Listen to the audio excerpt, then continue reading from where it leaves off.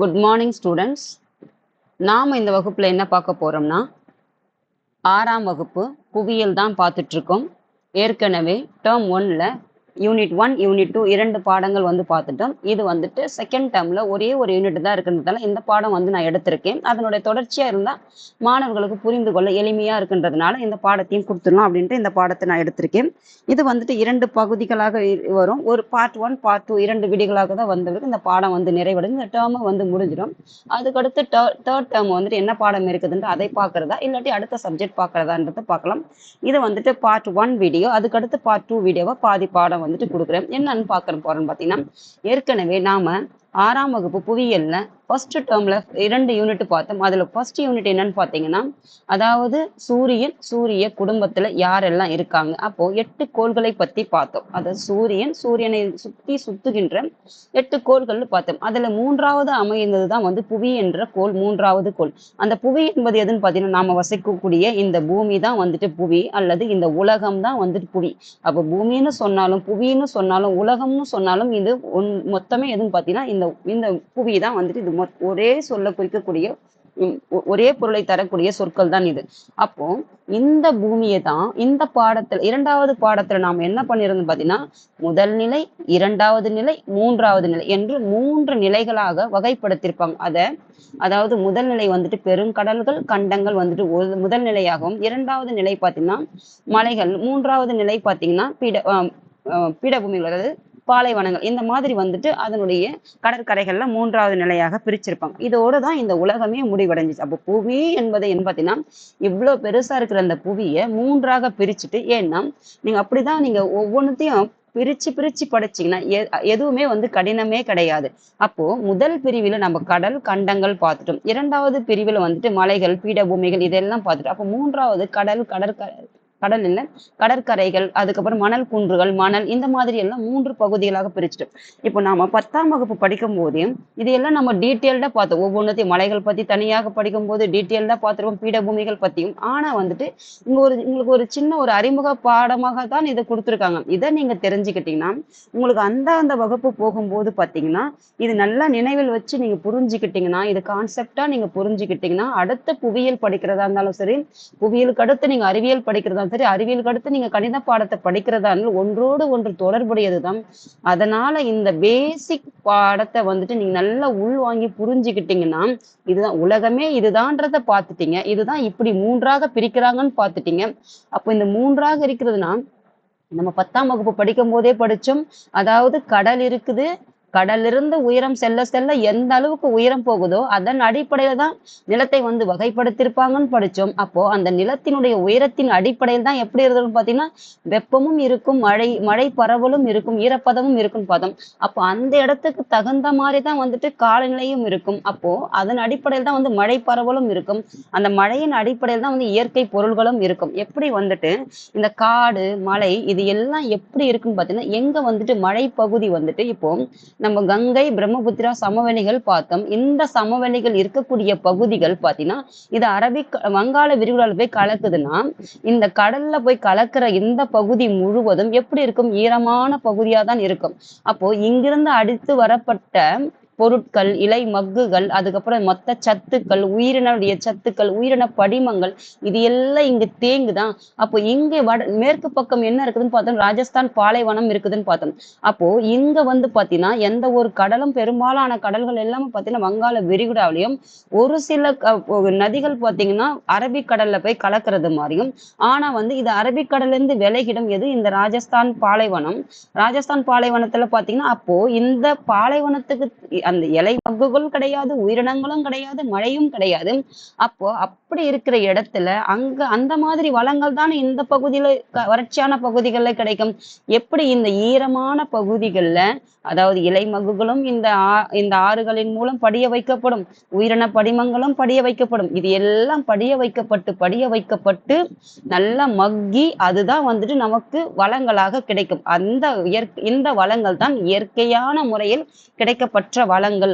இந்த கனிம வளங்கள்லாம் பார்த்தீங்கன்னா இதன் மூலமா தான் இந்த இலை மக்குகளாலும் மழையாலும், அதாவது நீரும் இருக்கும், இங்கிருந்து அடித்து வரப்பட்ட வகையான வளங்களும் இருக்கும். இதுதான் வந்து இந்த மண்ணுல மக்கி இதுதான் நமக்கு ஒரு வளங்களா உருவாகும். இதைதான் வந்து வளங்களா மொத்தமா என்னென்ன வளங்கள் கிடைக்குது வகைப்படுத்துவாங்க. இது வந்து நமக்கு புவியில வந்துட்டு இயற்கையான முறையில கிடைக்கக்கூடிய வளங்கள். இது எதனால கிடைக்குதுன்னு பார்த்தீங்கன்னா ஈரப்பதம், இங்கிருந்து அடித்து வரப்பட்ட தாவரங்கள், உயிரினங்கள், இது எல்லாத்தினால கிடைக்கக்கூடிய வளங்கள். இதுதான் வந்து நம்ம அடுத்தடுத்து என்னெல்லாம் கிடைக்குது அதன் அடிப்படையில் அப்புறம் பார்த்துக்கோம். ஒரு ஒரு உங்களுக்கு எதுக்காக இதை சொல்றேன்னா, அப்போ மழை இருந்தா எந்த மாதிரி ஒரு வளங்கள் கிடைக்கும், அது மழை இல்லாத வறட்சியான பாலைவனமா இருந்தா எந்த மாதிரி அங்க கிடைக்கும். அப்போ இங்க காற்றும் சூடான காற்று தான் இருக்கும், மழையும் கிடையாது. அந்த மாதிரி இடத்துல எந்த மாதிரி வளங்கள் கிடைக்கும். அப்ப இங்க வந்துட்டு ஈரப்பதம் மிக்க பகுதிகள், அதே மாதிரி பார்த்தீங்கன்னா ஈரப்பதம் அது மழை நீர் இருக்கக்கூடிய பகுதிகள் எப்படி இருக்கும், காற்றும் வந்துட்டு ஈரப்பதமாக, ஏன்னா கடல் பகுதியில கிட்ட இருக்குதுன்னு சொல்லிட்டு நம்ம படிச்சோம். அப்போ உயரத்தின் அடிப்படையில் தான் வகைப்படுத்த நம்ம 10ஆம் வகுப்பு படிக்கும் போதே படிச்சோம். அப்போ இதன் அடிப்படையில இங்க எப்படி வளங்கள் இருக்குதுன்னு சொல்லிட்டு இதை நீங்க இந்த பேசிக் கொஞ்சம் தெரிஞ்சுக்கிட்டீங்கன்னா அடுத்தடுத்து இதுதான் நமக்கு இதனாலதான் இதுதான் காரணம். ஏன்னா இங்க இயற்கையான முறையில இயற்கையாகவே பாத்தீங்கன்னா நதிகள் எல்லாம் எதுல போய் கலக்குதுன்னா வங்காள விரிகுடல் கலக்குது. அப்ப இந்தியாவினுடைய பாதி பகுதிகள் பாத்தீங்கன்னா இந்த ஆஹ் சிந்து, கங்கை, பிரம்மபுத்திரா அதனுடைய ஆறுகள் துணை ஆறுகளால படிய வைக்கப்பட்டு இதில் எல்லாம் வளங்கள் நிறைந்த பகுதியாக இருக்குதுன்னு இதை தெரிஞ்சிருப்பீங்க. அப்ப இந்த ராஜஸ்தான் பாத்தீங்கன்னா இந்த ஆறுகளிலிருந்து சற்று தொலைவில் விலகி இருக்கிறதுனால மழை பொழிவும் கம்மியா இருக்கிறதுனால நம்ம பார்த்தோம். அதாவது மழை பருவல் பாத்தீங்கன்னா நம்ம கிழக்கிலிருந்து மேற்கு நோக்கி போக போக போக குறையுதுன்னு சொல்லிட்டு 10ஆம் வகுப்பு படிக்கும் போதே படிச்சிருப்போம். அந்த 2 வீடியோ பாத்தீங்கன்னா உங்களுக்கு ஒரு டீட்டெயில்டான ஒரு புரிதல் கிடைக்கும். அதுக்கப்புறம் இதை பார்த்தீங்கன்னாலும் எளிமைதான், இதை பார்த்துட்டு அதை பார்த்தீங்கன்னாலும் எளிமைதான். ஏன்னா இந்த பேசிக்கை நீங்க நல்லா தெரிஞ்சுக்கிட்டீங்கன்னா அடுத்து நீங்க 7th 8th 9th 10th 11th 12th போகிற வரைக்கும் இந்த புவியியல் பாடம் வந்துட்டு உங்களுக்கு அவ்வளவு எளிமையா இருக்கு. ஏன்னா இது எல்லாம் நம்ம பயன்படுத்தக்கூடிய பொருட்கள், நம்ம பார்த்த இடங்கள், நம்ம வாழக்கூடிய இடங்கள், இது எல்லாம் நம்ம அப்படியே ஒரு மேலோட்டமா நம்ம பார்த்திருப்போம் தெரியும் பார்த்திருப்போம். ஆனா அதை நம்ம டீட்டெயில்டா பார்க்கணும்னா இதை கொஞ்சம் நீங்க பார்த்திருக்கோம். நல்லா நமக்கு ஒரு பரிச்சயமான இடங்கள் தான் இதெல்லாம் பொருட்கள்லாம் நம்ம கேள்விப்பட்ட பொருட்கள். ஆனா அதை பத்தி நம்ம ஆய்ந்து அதை பத்தி நம்ம யாரும் அதை ஆராய்ச்சி பண்ணிருக்க மாட்டோம். இதை படிச்சுட்டீங்கன்னா உங்களுக்கு பார்க்கறதுனோடய படிக்கிறதையும் தொடர்பு படுத்தி படிச்சீங்கன்னா உங்களுக்கு அவ்வளவு ஒரு எளிமையான பாடம், புவியியல் பாடம் நம்ம வாழ்க்கை சார்ந்த இடங்களாக தான் இருக்கு மொத்தமே இதுவும். ஏன்னா இந்த பூமியில தான் நம்ம இந்த பூமியை பத்தி தான் படிக்கிறோம். அப்ப அந்த பூமி எங்க இருக்கு, நம்ம வீடு அந்த பூமிக்குள்ளதான் இருக்குது. அப்ப அங்க கிடைக்கக்கூடிய பொருள்கள் பத்தி நமக்கு தெரியும், நம்ம வாழக்கூடிய இடத்தை பத்தியும் தெரியும். அதை நம்ம இந்த பாடத்தை படிச்சீங்கன்னா உங்களுக்கு இன்னும் வந்துட்டு அதாவது மேலோட்டமா தெரிஞ்சுக்கிறது, பாடத்தை படிச்சீங்கன்னா இதெல்லாம் இப்படிதான் நமக்கு கிடைக்குதா அப்படின்றது ஒரு புரிதல் ஏற்பட்டு நல்ல உங்களுக்கு ஒரு கான்செப்டா உங்களுக்கு நல்ல ஞாபகம் வச்சுக்கிறதுக்கு எளிமையா இருக்கும். இதுதான் வந்துட்டு இந்த புவியியல் பாடத்தினுடைய பேசிக். அப்போ இதை நீங்க அதாவது வறட்சினா என்ன, ஈரப்பதம் மிக்க பகுதிகளில் எந்த மாதிரி இருக்கும்னு தெரிஞ்சுக்கிட்டீங்கன்னா இந்த வளங்கள் வந்துட்டு அப்போ எப்படி வந்துட்டு கிடைக்குன்னு உங்களுக்கு எளிமையா இருக்கும்.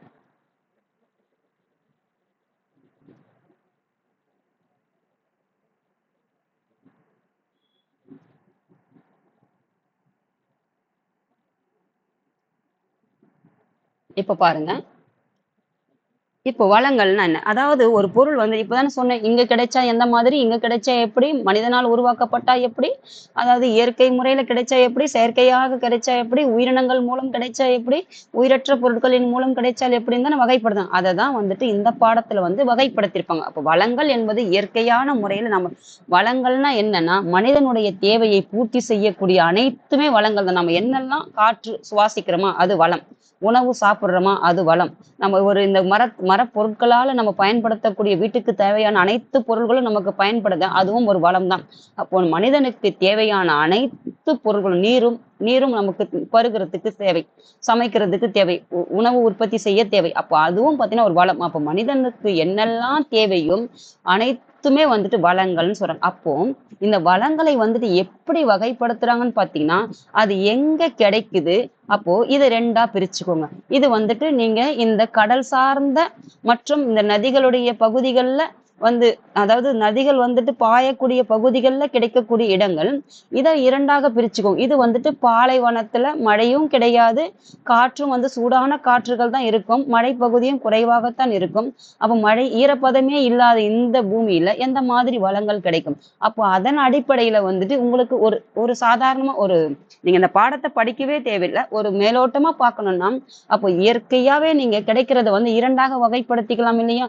அப்போ இது இங்க என்ன இருக்குது? பாலைவனத்துல வெயில் இருக்குது, அப்ப பாலைவனத்துல சூடான காற்று இருக்குது, லேசான மழை இருக்குது. அப்போ இங்க அதுக்கு தகுந்த மாதிரி கனிம வளங்களும், இங்க பாத்தீங்கன்னா ஈரப்பதம் மிகுந்த பகுதிகள் அதற்கு தகுந்த மாதிரி கனிம வளங்களும் கிடைக்கும் இரண்டாக வகைப்படுத்திக்கலாம். அப்போ இது கிடைக்கக்கூடியதன் அடிப்படையில தான் இந்த வளத்தை வந்து பிரிச்சிருப்பாங்க. அதுதான் வந்து வகைகள். அதுதான் இந்த பாடத்துல நாம ஒரு மேலோட்டமா பார்த்து தெரிஞ்சுக்கிட்டீங்கன்னா அடுத்தடுத்து நீங்க உயர்கல்வி அதாவது 7, 8, 9 வரைக்கும் 10 வரைக்கும் உங்களுக்கு எளிமையா இருக்கும். இதை நீங்க படிக்காததுனாலதான் உங்களுக்கு வந்துட்டு அந்த கான்செப்டே புரியாது. அதாவது இது எப்படி கிடைக்குது, எங்க கிடைக்குது, எதன் அடிப்படையில கிடைக்குதுன்றது தெரியாததுனாலதான் நம்ம என்ன செய்யறோம், அதை அவ்வளோ திணறி கஷ்டப்பட்டுட்டு அப்படி மாங்குன்னு படிக்கிற ஒரு சூழ்நிலைக்கு ஆளாயிரும். மாணவர்களுக்கு நான் என்ன சொல்றேன்னா, புரிஞ்சுக்கிட்டீங்கன்னா இதுதானே வளங்கள்னா என்ன, அதை சொல்லி கொடுக்கறதுனால உங்களுக்கு புரியலையா, இல்லாட்டி அதை நீங்க காதை கொடுத்து உள்வாங்கலையான்றது யாரோட தவறுதுன்னு எனக்கு தெரியல. ஆனா நான் என்ன சொல்றேன்னா, இனிமே இந்த வீடியோவை பாக்குறவங்க யாராக இருந்தாலும் எந்த ஒரு பாடத்தினா ஒரு ஒரு சப்ஜெக்ட் நீங்க ஒரு 3/4 மணி நேரம் படிப்பீங்களா? அந்த 3/4 மணி நேரம் நீங்க காது கொடுத்து வாங்குறதுக்கு உங்களால முடியாதா? அதை காது கொடுத்து கொஞ்ச நேரம் நீங்க உள்வாங்கிட்டு அந்த பாடம் உங்களுக்கு எளிமையா இருக்கு படிக்கும்போது புரியறதுக்கு. அந்த கான்செப்ட் புரிஞ்சிச்சுன்னா அந்த பாடத்தை உங்களுக்கு ஈடுபாடு ஏற்படல. ஈடுபாடு ஏற்பட்ட நீங்க படிக்கிறதுக்கு ஆர்வத்தை கொடுக்கும் இல்லையா? இதனாலதான் உங்களுக்கு ஏன் வந்துட்டு உள்வாங்காதனால கவனம் சிதறி அந்த 3/4 மணி நேரத்தை நம்ம ஒரு பாடத்தை நம்ம கவன சிதறல் இல்லாம நம்ம கொஞ்சம் உள்வாங்கிட்டோம்னா எந்த ஒரு பாடமும் நமக்கு கடினமே கிடையாது. இதுதான் நம்ம வளங்களை இரண்டாக பிரிச்சிருப்பாங்க. இதை நீங்க தெரிஞ்சுக்கிட்டீங்கன்னா உங்களுக்கு அடுத்தடுத்து இதன் ஏன் நம்மளுக்கு இந்த இடத்துல இந்த மாதிரி பொருட்கள் கிடைக்குது, அப்போ கிழக்கு இந்த மாதிரி பொருட்கள் கிடைக்குது, மேற்கு இந்த மாதிரியெல்லாம் பொருட்கள் கிடைக்குது, வடக்கு இமயமலைகள் இருக்குது அங்க ஏன் அந்த மாதிரி பொருட்கள் கிடைக்குது, தெற்குல வந்துட்டு இந்திய பெருங்கடல் இருக்குதுன்னு பார்த்தோம் அப்போ முதல் பாடத்துல. அப்ப இந்த இருக்கிற பகுதிகள்ல ஏன் இந்த மாதிரி பொருட்கள் எல்லாம் கிடைக்குது? அப்ப இந்த 4 பகுதியா நீங்க பிரிச்சுக்கிட்டீங்கன்னாவே அப்ப இந்தியாவுல ஒட்டுமொத்த இந்தியாவுல இந்த 4 பகுதியிலும் எந்த மாதிரி பொருட்கள் கிடைக்குதுன்னு நீங்க அடுத்தடுத்து இதைதான் பார்க்க போறீங்க. எப்படி வந்துட்டு இரண்டாவது பாடத்துல வந்துட்டு வளிமண்டலம், அதாவது காற்று மண்டலம், அதே மாதிரி வந்துட்டு பயோஸ்பியர் இதையெல்லாம் நம்ம படிச்சோமோ அதுதான் வந்துட்டு அதை வந்துட்டு தனித்தனியா பிரிச்சுதான் வந்து 7வது 8வது வகுப்புல நீங்க படிக்க போறீங்க. இந்த பேசிக்கை நீங்க ஸ்ட்ராங்கா போட்டுட்டீங்கன்னா இதுக்கு அடுத்து நீங்க எந்த ஒரு பாடமாக இருந்தாலும் எந்த ஒரு டாபிக்காக இருந்தாலும் நீங்க எளிமையாக புரிந்துக்கணும். இதைதான் நீங்க ஒரு ஒட்டுமொத்தமா பார்க்க போறீங்க. அடுத்து பிரிச்சு பிரிச்சு படிச்சுக்க போறீங்க. அப்போ அதை நீங்க படிச்சுக்கிறதுக்கு இதனாலதான் இது உருவாச்சு அப்படின்றது உங்களுக்கு ஒரு புரிதல் ஏற்படும். அதனால இது நல்லா உள்வாங்கிக்கங்க. இந்த பேசிக் 6வது வகுப்புல நீங்க பேசிக் நல்லா படிச்சிட்டீங்கன்னாவே நீங்க 7, 8, 9 வந்துட்டு படிக்கிறதுக்கு அவ்வளவு எளிமையா இருக்கும். அதனாலதான் உங்களுக்கு அழுத்தம் கொடுத்து ஒவ்வொரு பாடத்திலையும் எந்த இடத்துல உங்களுக்கு அழுத்தம் கொடுக்குறேன்னா இதை நீங்க உள்வாங்காம போயிட்டீங்கன்னா நீங்க அதுக்கு அடுத்து உங்களால அதை புரிந்துக்கிறதுக்கு கடினமாக இருக்கும் அப்படின்றதுக்காக தான் உங்களுக்கு அழுத்தி அந்தந்த இடத்துல நான் சொல்லிட்டு இருக்கேன். திரும்ப திரும்ப அரைச்சமாவே அரைக்காதன்னு சொல்லுவாங்க இல்லையா, அந்த மாதிரி இல்லாம உங்களுக்கு ஏன் இதை சொல்றேன்னு பாத்தீங்கன்னா உங்களுக்கு வந்துட்டு அதை புரிதல் ஏற்படணும். தெரியாம இருக்கலாம், அதாவது படிச்சோம் ஏதோ படிச்சுக்கிட்டே இருக்கோம் அப்படின்றது ஒரு தோற்றம் இல்லாம நம்ம இப்படிதான் இதை படிச்சுக்கணும்னு தெரிஞ்சுக்கிட்டீங்கன்னா அடுத்து உங்களுக்கே யாருமே சொல்லித்தர தேவையில்லை. நீங்களே பார்த்தீங்கன்னா உங்களுக்கு ஓரளவுக்கு ஒரு புரிதல் ஏற்படும் ஒரு பாடத்தின் மேல. அததான் இந்த அழுத்தம் கொடுத்துட்டு இருக்கேன். அதுதான் உங்களுக்கு அன்னைக்கு அந்த படத்தை பத்தி நான் சொல்ல வந்ததே வேற, அதுக்குள்ள ஒரு வேலை வந்ததுனால அதை கொஞ்சம் அப்படியே நான் முடிச்சிட்டது. என்ன சொல்ல வந்தேன்னா, ஒரு 3 BHK படம் வந்துட்டு உங்களுக்கு கடைசி வீடியோல சொல்லியிருந்தேன். அந்த 3 BHK படத்தை பாருங்க. பெற்றவர்கள் வந்துட்டு பெற்றவர்களுக்கும் சரி மாணவர்களுக்கும் நான் என்ன சொல்றேன்னா, பெத்தவங்க வந்துட்டு பிள்ளைங்களை வந்துட்டு புஷ் பண்ணிக்கிட்டு எப்போ வேலைக்கு போவோம் எப்போ படிச்சு முடிப்பான்னு இலக்கு வைக்கிறதுனாலதான் குழந்தைங்களுக்கு அது பையனா இருந்தாலும் சரி பொண்ணா இருந்தாலும் அந்த இலக்கை பூர்த்தி செய்ய முடியாத போது அவங்க எப்படி அதை அப்பா அம்மா கிட்ட போய் ஃபேஸ் பண்றது, எதிர்பார்க்கறாங்களோ எக்ஸ்பெக்டேஷன் நிறைய வைக்கும் போது நம்ம எப்படி அதை ஃபேஸ் பண்றதுன்னு தைரியம் இல்லாதனாலதான் நிறைய பிள்ளைங்க வந்துட்டு கோடைத்தனமான அதை ஃபேஸ் பண்ண முடியாமதுனாலதான் சரிட்டு காரணம் யாரு, வீட்டுல தான் ஆரம்பமாகுது. அப்போ நான் எல்லாருக்கும் எந்த ஒரு பேரண்டா இருந்தாலும் நான் என்ன சொன்னேன், நிறைய பேர் நான் கிட்டத்தட்ட இந்த காலேஜ் சேர்க்கறதுக்கு என்னோட அது என்னோட சரௌண்டிங்கா இருக்கட்டும், என் கூட பழகுறவங்களா இருக்கட்டும், யாருக்காக இருந்தாலும் எனக்கு தெரிஞ்சவங்க என்கிட்ட யாரெல்லாம் இந்த படிப்பு விஷயத்துக்கு கேட்கறதுக்கு வராங்களோ, கிட்டத்தட்ட ஒரு 8, 7, 9 வருஷத்துக்கு மேல இந்த பசங்களுக்கு நான் கைட் பண்ணிட்டு இருக்கேன். எனக்கு யாரு கேட்கறாங்க அவங்களுக்கு. ஆனா யாரு கரெக்ட்டா போறாங்களோ அவங்க கரெக்ட்டா வரைக்கும் நல்லா தான் இருக்காங்க. எனக்கு என்ன ஒரு வருத்தம்னா, யா நெறைய கேட்டுக்கிட்டே இருப்பாங்க. கைடன்ஸ் என்ன பண்ணணும்? ஏது பண்ணணும்? மணிக்கணக்குல நம்ம அவங்களுக்கு கைட் பண்ணுவோம். ஆனா கடைசியா பார்த்தீங்கன்னு வச்சுக்கோங்களேன், டாக்டர், இன்ஜினியரிங் லெவலுக்கு வந்து அவங்க பசங்களுடைய மைண்ட் செட் ஃபர்ஸ்ட் செட் பண்ணி வச்சிருப்பாங்க. அதுக்கப்புறம் அந்த கவுன்சிலிங் வர வரைக்கும் கூட வெயிட் பண்ண மாட்டாங்க. அதுக்கப்புறம் எந்த ஒரு நம்பிக்கையுமே இல்லாத எதையோ ஒண்ணு சேர்த்துட்டு, நம்ம ஒரு மணிக்கணக்குல, நாள் கணக்குல அவங்களுக்கு கைட் பண்ணிட்டு சொல்லியிருப்போம். கடைசியா பார்த்தீங்கன்னா, நான் இந்த காலேஜ் சேர்த்துட்டேன். ஆர்ட்ஸ் அண்ட் சயின்ஸ் சேர்த்துட்டேன். கிடைக்காதுன்னு சொல்லிட்டு. அந்த மாரி ஒரு பசங்களுக்கு வந்துட்டு இதுதான் என் பிள்ளைங்களுக்கு அதுதான் எய்ம்ன்னு சொல்லுவாங்க. கடைசியா பார்த்தா சேர்த்துட்டு வந்துட்டு கால் பண்ணுவாங்க. அப்போதான் எனக்கு இதெல்லாம் ஏன் அந்த அந்த நேரத்த கூட அவங்களுக்காக நம்ம செலவு பண்ணோம் அப்படின்ற ஒரு வருத்தம் ஏற்படும். நான் ஏன் சொல்றேன்னா, பெத்தவங்களுக்கு முதல்ல வந்துட்டு பசங்கள வந்துட்டு ஒரு அது நான் யாருக்கு நெறைய கைட் பண்ணியிருக்கேன்னா, இந்த இன்ஜினியர் பசங்க படிக்கிறதுக்கு அதாவது +1, +2 முடிச்சுட்டு நெறைய பிள்ளைங்க இந்த ஒரு 8 வருஷத்துல பார்த்தீங்கன்னா, 8, 10 வருஷத்துல இந்த இன்ஜினியரிங் படிக்கிற பசங்களுக்கு வந்துட்டு என்ன படிச்சு அந்த ஃபீஸ் கன்ஸ்ட்ரக்ஷனு, அந்த ஃபர்ஸ்ட் கவுன்சிலிங், செகண்ட் கவுன்சிலிங் எந்த மாதிரி வந்து இந்த பிஎஸ்டி அதாவது இந்த 10.5% வந்து பசங்களுக்கு வந்துட்டு ப்ளே ஆகுது. இந்த மாதிரி எல்லாம் அவங்களுக்கு கைட் பண்ணும்போது நெறைய பசங்க பார்த்தீங்கன்னா, தமிழ் வழியில படிச்ச பசங்களுக்கு ஃப்ரீயாவே படிக்கிறாங்க. இன்ஜினியரிங் சீட்டு, சிஎஸ் சீட்டே வந்து ஃப்ரீயா படிக்கிறாங்க. நான் ஏன் இத சொல்றேன்னா, எந்த குழந்தைக்கு என்ன வருதோ, அதாவது இன்னைக்கு குழந்தைங்கன்னு பார்த்தீங்கன்னா, ஒரு 10 குழந்தைக்குள்ள ஒரு 2 குழந்தைக்கு தெரியாது. என்ன படிக்கணும். நல்ல ஒரு ஒரு வெல்த்தியான ஃபேமிலில இருக்கிற பையனுக்கு எல்லாமே குடுத்து படிக்க வைக்கிற பிள்ளைங்களுக்கே தெரியாது. ஒரு சிபிஎஸ்இ படிக்கிற பிள்ளைங்களா கூட இருந்தாலும் சரி, ஒரு கவர்மெண்ட் ஸ்கூல்ல படிக்கிற பிள்ளைங்களாக இருந்தாலும் சரி, அது அந்தந்த குழந்தையுடைய அறிவு பொறுத்து, அவங்களுடைய தேடுதல் பொறுத்து தானே ஒழிய, அதுக்காக அந்த ஸ்கூல்ல படிச்சா தான் அவனுக்கு தெரியும், இந்த ஸ்கூல்ல படிச்சா தான் தெரியும், இங்க இருந்தா தான் தெரியும், அங்க இருந்த கிராமத்துல இருந்தா தெரியாது அப்படின்றது கிடையாது. ஒரு 10 பிள்ளைங்கள்ல ஒரு 2 பிள்ளைங்களுக்கு தெரியாது. அந்த 2 ஒரு கான்ஃபிடென்ட்டா ஒரு சில பிள்ளைங்க நான் இதுதான் படிக்கிறேன். அந்த படத்த அதுதான் நான் எக்ஸாம்பிளா சொல்ல வந்தது. 3 பிஹெச்கே படத்த வந்துட்டு ஏன் சொல்ல வந்தேன்னா, ஒரு பையனுக்கு வந்துட்டு கான்ஃபிடென்ட்டா நான் இத தான் படிக்க போறேன்ட்டு அவன் 100% அவன் ஷூரா இருந்தான்னா, அவன விட்டுடுங்க. குழப்பத்துல இருக்கான் பாருங்க. நீங்க எத சொன்னாலும், நீங்க எத கைட் பண்றீங்களோ, அத நான் படிச்சுப்பேன். அதாவது செகண்ட் கேட்டகரில ஒண்ணு இருக்கும். அதாவது நீங்க எத சொன்னாலும் நான் அத படிச்சுக்கிறதுக்கு நான் ரெடி. எனக்கு எதுதான் படிக்கணும்னு தெரியல பாருங்க. அவனுக்கு கைட் பண்ணுங்க. அப்ப சுத்தமா எத தெரியலையோ அத நீங்க திணிச்சுக்கோங்க. உங்களுடைய திணிப்பு என்னவோ அத திணிச்சுக்கோங்க. அத நான் என்ன வேணாலும் படிச்சுப்பேன் அப்படின்ற மாரி. ஆனா ஒருத்தன் கான்ஃபிடென்ட்டா நான் இததான் எனக்கு வராது, எனக்கு இதுதான் வரும்ன்னும்போது அவன வந்துட்டு புஷ் பண்ணிட்டு நீங்க பண்ணாதீங்க. ஏன் நான் சொல்றேன்னா, அதுக்கப்புறம் அந்த படத்தினுடைய அந்த அந்த கேரக்டருக்கு எந்த மாதிரி ஒரு சூழ்நிலையோ, அதே தான் இன்னைக்கு எல்லாருடைய ஃபேமிலியில சூழ்நிலையில வந்து நடக்குது. 2வது என்னன்னு பார்த்தீங்கன்னா, ஒரு பையன் வந்துட்டு அவன் காலேஜ்ல அந்த அரியர்லாம் கிளியர் பண்ணிட்டு, அந்த ஃபர்ஸ்ட் செமஸ்டர், செகண்ட் செமஸ்டர் அந்த மாரி ஒவ்வொரு இயர்க்கும் செகண்ட் செமஸ்டர் வரைக்கும் கிளியர் பண்ணிட்டு, அந்த அரியரே இல்லாம கிளியர் பண்ணிட்டு வந்துட்டான்னா படிச்சது. இதுக்கு ஏன் இந்த கான்செப்ட்ன்னு சொல்றேன்னா, அந்த படத்துல ஒரே ஒரு இன்டர்வியூக்கு போம்போது கொஸ்டின் அங்க தான் வச்சிருப்பாங்க. நீ மக்கப் பண்ணி அதாவது ஒரு தியரியா ஒரு பிராக்டிகலா நீ எக்ஸ்பிளைன் பண்ணுன்னு சொல்லும்போதும், அவர் என்ன செய்வாருன்னா, அத அப்படியே ஒப்பிப்பார். அந்த படிச்சத ஒப்பிப்பார்.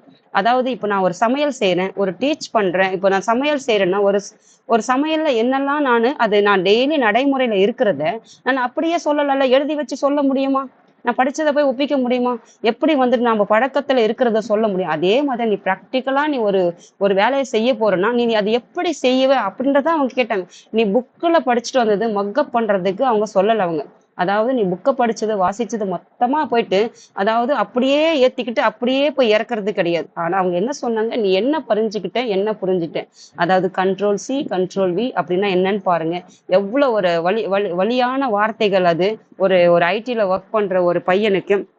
அதனால நான் என்ன சொல்றேன்னா, அந்த மாதிரி யாராவது சூழ்நிலை பெரியவங்க யார் பார்க்குறீங்களோ, இல்லாட்டி சின்ன பிள்ளைங்க பார்க்குறீங்களோ, பெரியவங்க யாராவது பார்த்தீங்கன்னா, இந்த மாதிரி ஒரு தப்ப செய்யாதீங்க. ஏன்னா, நான் நெறைய குழந்தைங்கள நெறைய பார்த்துட்டு தான் வந்துட்டுருக்கேன். அதனால தான் நான் இந்த குழந்தைங்களுக்காக தான் நான் இந்த வகுப்பே எடுக்கிறேன். அதுக்கப்புறம் தான் சரி பெரிய பிள்ளைங்களும் பார்க்கறதுனால, அட்லீஸ்ட் உங்க பிள்ளைங்களுக்காவது கைட் பண்ணுவீங்க. இந்த தப்ப நீங்க செய்ய மாட்டேன்றதுக்காக நான் சொல்லிட்டுருக்கேன். அந்த மாரி ஒரு இன்ஜினியரிங்கோ, ஏதோ ஒரு டிகிரி என்ன அவன் படிச்சிருக்கணும், எந்த துறைய சார்ந்து படிச்சிருந்தாலும், அவன் படிச்சு முடிச்ச பிறகு அதுக்காக தான் நான் சொல்றது, நீங்க பாடத்தை புரிஞ்சு படிச்சீங்கன்னா அங்க இன்னைக்கு நீங்க பாடத்தை புரிஞ்சு படிச்சீங்கன்னா அங்க போய் எளிமையாயிடும். அப்படி புரிஞ்சு படிக்கலையா அரியர்லாம் வச்சு அந்த அரியரை கிளியர் பண்றதுக்கே சில பிள்ளைங்களுக்கு காலம் போயிடும். அப்போ அப்படிப்பட்ட பிள்ளைங்க நல்லா படிக்கிற பிள்ளைங்களுக்கு கூட ஒரு 6 மாசம் பெற்றவங்க டைம் கொடுங்க. ஏன்னா வச்சுக்கோங்களேன், அவன் அந்த துறை சார்ந்ததை வந்துட்டு அவனுடைய ஸ்கில்ஸை வந்து டெவலப் பண்ணிக்கணும். படிக்கணும். அதாவது டிகிரி படிச்ச உடனே நான் நிறைய பிள்ளைங்களை வந்துட்டு சிபிஎஸ்சி படிச்ச பிள்ளைங்களையும் கைட் பண்ணியிருக்கேன். மெட்ரிகுலேஷன் படிச்ச பிள்ளைங்களையும் நான் கைட் பண்ணியிருக்கேன். மெட்ரிகுலேஷன் படிச்ச பிள்ளைங்கக்கிட்ட என்னன்னு பார்த்தீங்கன்னா, மனப்பாடம் பண்ணிட்டு பாஸ் பண்ணிட்டு நல்ல மார்க் எடுத்துட்டு அவங்க போயிட்டு காலேஜில் போயிட்டு படிக்கும்போது அவ்வளோ இது வச்சிருக்காங்க, ஹரியர் வச்சிருக்காங்க, கிளியர் பண்ண முடியாம. அதே மாதிரி சிபிஎஸ்சி படிச்ச பசங்க போயிட்டு பார்த்தீங்கன்னா, அவங்க போய் பார்த்தீங்கன்னா, அவங்க அவ்வளோ கொஞ்சம் ஒரு கான்செப்டா புரிஞ்சதுனால அவங்களால அதை பேலன்ஸ் பண்ணிக்க முடியுது. அப்போ அவங்க அடி வாங்குற போது, அப்போ பெத்தவங்க என்ன பண்றாங்கன்னா, பசங்க படிச்சு முடிச்சுட்டாங்க, வேலைக்கு போக போறாங்க. அந்த படத்தினுடைய சுச்சுவேஷனை நிறைய பேர் பார்த்திருக்கலாம் சொல்லிட்டு இருக்கேன். பசங்க படிச்சு முடிச்சுட்டாங்க, வேலைக்கு போக போறாங்க அப்படின்னு வைக்கும்போது, பெற்றோருடைய எதிர்பார்ப்பு வைக்கும்போது, பசங்க என்ன ஆகுறான்னு பார்த்தீங்கன்னா, ஏதோ ஒரு கிடைச்ச வேலைக்கு ஒரு 5,000 எனக்கு தெரிஞ்சு ஒரு 7 வருஷத்துக்கு முன்னாடி ஒரு இன்ஜினியரிங் படிச்ச ஸ்டூடெண்ட் முதல்ல 5,000 சம்பளத்துக்கு வேலைக்கு போயிருக்காங்க. லட்சக்கணக்கில் கொட்டி படிக்க வச்சு. அதனாலதான் நான் சொல்றேன், இத்தனைக்கும் அவங்க கான்வென்ட்ல, அதாவது மெட்ரிகுலேஷன் ஸ்கூல்ல படிச்ச ஒரு மாணவன் தான். அதாவது சூழ்நிலை அடுத்து என்ன படிக்க வைக்க, ஏன்னா பினான்சியலா வந்துட்டு ஒரு ஃபேமிலி வந்துட்டு போய் இருக்கிறதெல்லாம் பிள்ளைங்களுக்கு படிக்க வச்சிருந்தனால அந்த டைட் ஆயிடுறதுனால பசங்களுடைய எக்ஸ்பெக்டேஷன் வேலைக்கு போகணுன்றது குடும்ப சூழ்நிலை உருவாயிடுது. ஆனா நான் ஒன்னே ஒண்ணு 4 வருஷம் ஒரு இன்ஜினியரிங் படிக்க வைக்கிறோம், 12வது வரைக்கும் படிக்க வைக்கிறோம். அது ஒரு 12, இது ஒரு 4, எத்தனை வருஷம் ஆகுது? 16 வருஷம் ஆகுது. அது எல்கேஜி ஒரு யூகேஜி 18 வருஷம் நம்ம படிக்க வைக்கிற நாம ஒரு 6 மாசம் டைம் கொடுத்தோம்னா அந்த குழந்தை அவனுடைய ஸ்கில்ஸையும் டெவலப் பண்ணிப்பான். அவனுடைய அந்த துறை சார்ந்தும் அவனை வந்துட்டு அவனுடைய ஷைன் ஆகிப்பான். அப்போ அவன் போய் உட்கார்ந்தானா நீ ஒரு 5,000 சம்பளம் எடுத்து 40,000 50,000 சம்பளத்துக்கு போய் உட்காருவான். இதுதான் இன்னைக்கு நடக்கிற பிராக்டிக்கல். யார் வந்துட்டு நீ எத்தனை டிகிரி சர்டிபிகேட் உன் பின்னாடி பேருக்கு பின்னாடி வச்சிருந்தா அந்த டிகிரி வந்துட்டு எதுக்கு கேட்குறாங்கன்னா அவனுடைய கம்பெனிக்கு அது ஒரு குவாலிஃபிகேஷன், அவ்வளவுதான். ஆனா உன்கிட்ட ஒரு எக்ஸ்பீரியன்ஸ் என்ன, நீ ஃப்ரெஷரா இருந்தா உனக்கு என்ன சேலரி கோட் பண்றாங்கன்னு பாருங்க.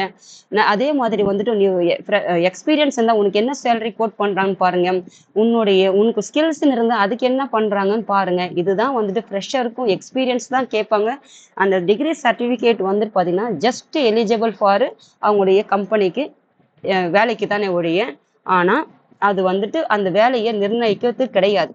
அதனால நான் என்ன சொல்றேன்னா, பேரண்ட்ஸ் வந்துட்டு கொஞ்சம் டைம் கொடுங்க. அவனை வந்துட்டு அந்த துறை சார்ந்து அவன் எதுல வந்து ஷைன் ஆகும்னு நினைக்கிறாங்க, ஒரு 6 மாசம், ஒரு வருஷம், இத்தனை வருஷம் நம்ம பொறுமை காத்த நாம ஒரு வருஷம் அவனை பார்த்தீங்கன்னா அவன் அந்த துறை சார்ந்ததுல அவன் வந்துட்டு அவன் நல்லா கொஞ்சம் அவனை நல்லா கொஞ்சம் டெவலப் பண்ணிப்பான். டெவலப் பண்ணா அதுக்கு தகுந்த சேலரி வந்துட்டு நீ கொடுக்குற சேலரிக்கு நான் போறதை விட நான் சொல்ற சேலரி நீ கொடுன்னு கேட்குற அளவுக்கு அவன் வந்துருவான். அந்த 1 இயர் நீங்க டைம் கொடுத்தீங்கன்னா. இதுதான் நான் பேரண்ட்ஸுக்கு வைக்க வேண்டியதா அன்னைக்கு சொல்ல வந்ததே. அதுக்குள்ள நான் அதை சொல்ல விடாம விட்டுட்டேன். அதனால பெற்றவர்களுக்காகட்டும் மாணவர்களுக்காக என்ன சொல்ல வரேன்னா, படிக்கிற வயசுலயே புரிஞ்சு படிச்சுக்கிட்டீங்கன்னா அதே மாதிரி போயிட்டு பின்னாடி நீங்க போயிட்டு காலேஜ் சேரும் போதோ ஒரு இன்டர்வியூக்கு போகும்போது எங்கேயும் நீங்க போயிட்டு அசிங்கப்பட வேண்டிய வேலை இருக்காது. அதனாலதான் நான் அழுத்தம் கொடுத்துட்டு என்னுடைய வகுப்புகள் ஆரம்பத்துல இருந்து நான் அதுக்காகத்தான் உங்களுக்கு பாடம் எடுக்கணும்னே நான் வந்தேன். இதெல்லாம் சொல்ல எத்தனையோ பிள்ளைங்களுக்கு தெரியாம இருக்கலாம். நான் தெரிஞ்சதுனாலதான் இது கொஞ்சம் சரி யாருக்காவது ஒருத்தருக்காவது பயனடையட்டுமே அப்படின்றதுக்காகத்தான் நான் இதை நானு கொஞ்ச நேரம் கால விரயம் ஆனாலும் உங்களுக்கு சொல்லிட்டு இருக்கேன். அதனால எந்த டிபார்ட்மெண்ட் நீங்க எடுத்தாலும் அதுல நீங்க நல்லா உங்களுக்கு என்ன வருமோ அதை விட நல்லா கூடுதலா நீங்க அந்த ஸ்கில்ஸை நீங்க வளர்த்துக்கிட்டு ஒரு 6 மாசம் என் பிள்ளைங்களா இருந்தாலும் நான் அதை தான் கொடுப்பேன். நான் அப்படியே எடுத்த உடனே காசை நீ போய் சம்பாதி நீ கொடு அப்படின்ற ஒரு தோற்றத்துக்கே நான் வரமாட்டேன். அந்த அவங்களுக்கு டைம் கேட்குறாங்களா, டைம் இல்லாட்டி நீங்க கொடுங்க. நம்ம கொடுக்காதது நம்ம தப்பு. பிள்ளைங்களுக்கு தெரியலையா, உன்னுடைய டிபார்ட்மெண்ட் நீ ஒரு 6 மாசம் டைம் எடுத்து நல்லா வளர்த்துக்கோ, ஸ்கில்ஸை வளர்த்துக்கோ, போயிட்டு நீ ஒரு நல்ல வேலையில போய் நல்ல கம்பெனில போய் நல்ல வேலையில போய் உட்கார்ந்துக்க அப்படின்னு. அதனாலதான் பிள்ளைங்களுக்கு அதுக்கப்புறம் அந்த ஏதோ ஒரு வேலைக்கு போகும்போது ஒரு 5,000 சம்பளத்துக்கு 10,000 சம்பளத்துக்கு போகும்போது அவங்க அதுலயே இருந்து வெளியே வர முடியாம அதுக்குள்ளேயே அவங்கள மேல டெவலப் பண்ணிக்கிறதுக்கு சூழ்நிலை அமையாதனாலதான் சில பிள்ளைங்களுடைய வாழ்க்கையை அப்படியே அந்த சம்பளத்தை வச்சு அப்படியே அவங்களை இறுக்கி பிடிச்சுக்கிற சூழ்நிலைக்கே ஆயிடுறாங்க. அதனாலதான் அந்த படத்தை பார்க்க சொல்ல வருந்ததுக்கு காரணமே அதுதான். அதனால இப்ப இந்த வீடியோவை யாராவது பார்த்திருந்தீங்க, அது சின்ன பிள்ளைங்களா இருந்தாலும் சரி, பெரியவர்களாக இருந்தாலும் சரி, உங்க பிள்ளைங்க சின்ன வயசு இருந்தாலும் சரி, பெரிய பிள்ளைங்களாக இருந்தாலும் சரி, இதை நீங்க கரெக்டா பண்ணிக்கிட்டீங்கன்னா உங்க பசங்களுடைய லைஃப் வந்துட்டு பாத்தீங்கன்னா அவங்களே ஷைன் பண்ணிக்கிற அளவுக்கு அவங்களுக்கு திறமை இருக்கும். எல்லா பிள்ளைங்களுக்கும் நமக்கு தெரியலையா சொல்லி கொடுங்க, தெரிஞ்சதுன்னு அவங்க ஆப்ஷன்ல விட்டுடுங்க. இதுதான் நான் சொல்ல வந்தது. அது அன்னைக்கு அவங்க பசங்க மேல அதிகமான வந்துட்டு எதிர்பார்ப்பையும், நம்பிக்கைன்றது வேற, எதிர்பார்ப்பு உடனே உடனே வைக்கிறதுனால, அதாவது அதை ஃபேஸ் பண்ண முடியாததுனால அதனால அவன் என்னெல்லாம் ஆகுறான், அதுதான் அந்த படம் சொல்லியிருக்கும். அதுக்காக தான் அந்த படத்தை நான் பார்க்க சொன்னேன். அதுக்காக தான் அந்த படத்தை பத்தி சொல்லே வந்தேன். ஆனா அன்னைக்கு நான் சொல்லாம விட்டுட்டேன். இதுக்காக இப்ப டைம் எடுத்து நான் உங்களுக்கு சொல்லியிருக்கேன். மாணவர்களாகட்டும், பெற்றோர்களாகட்டும், இதை கொஞ்சம் உள்வாங்கிட்டீங்கன்னா பசங்களுடைய நல்லா இருக்கும். வாங்க இப்ப பாடத்துக்குள்ள போகும்.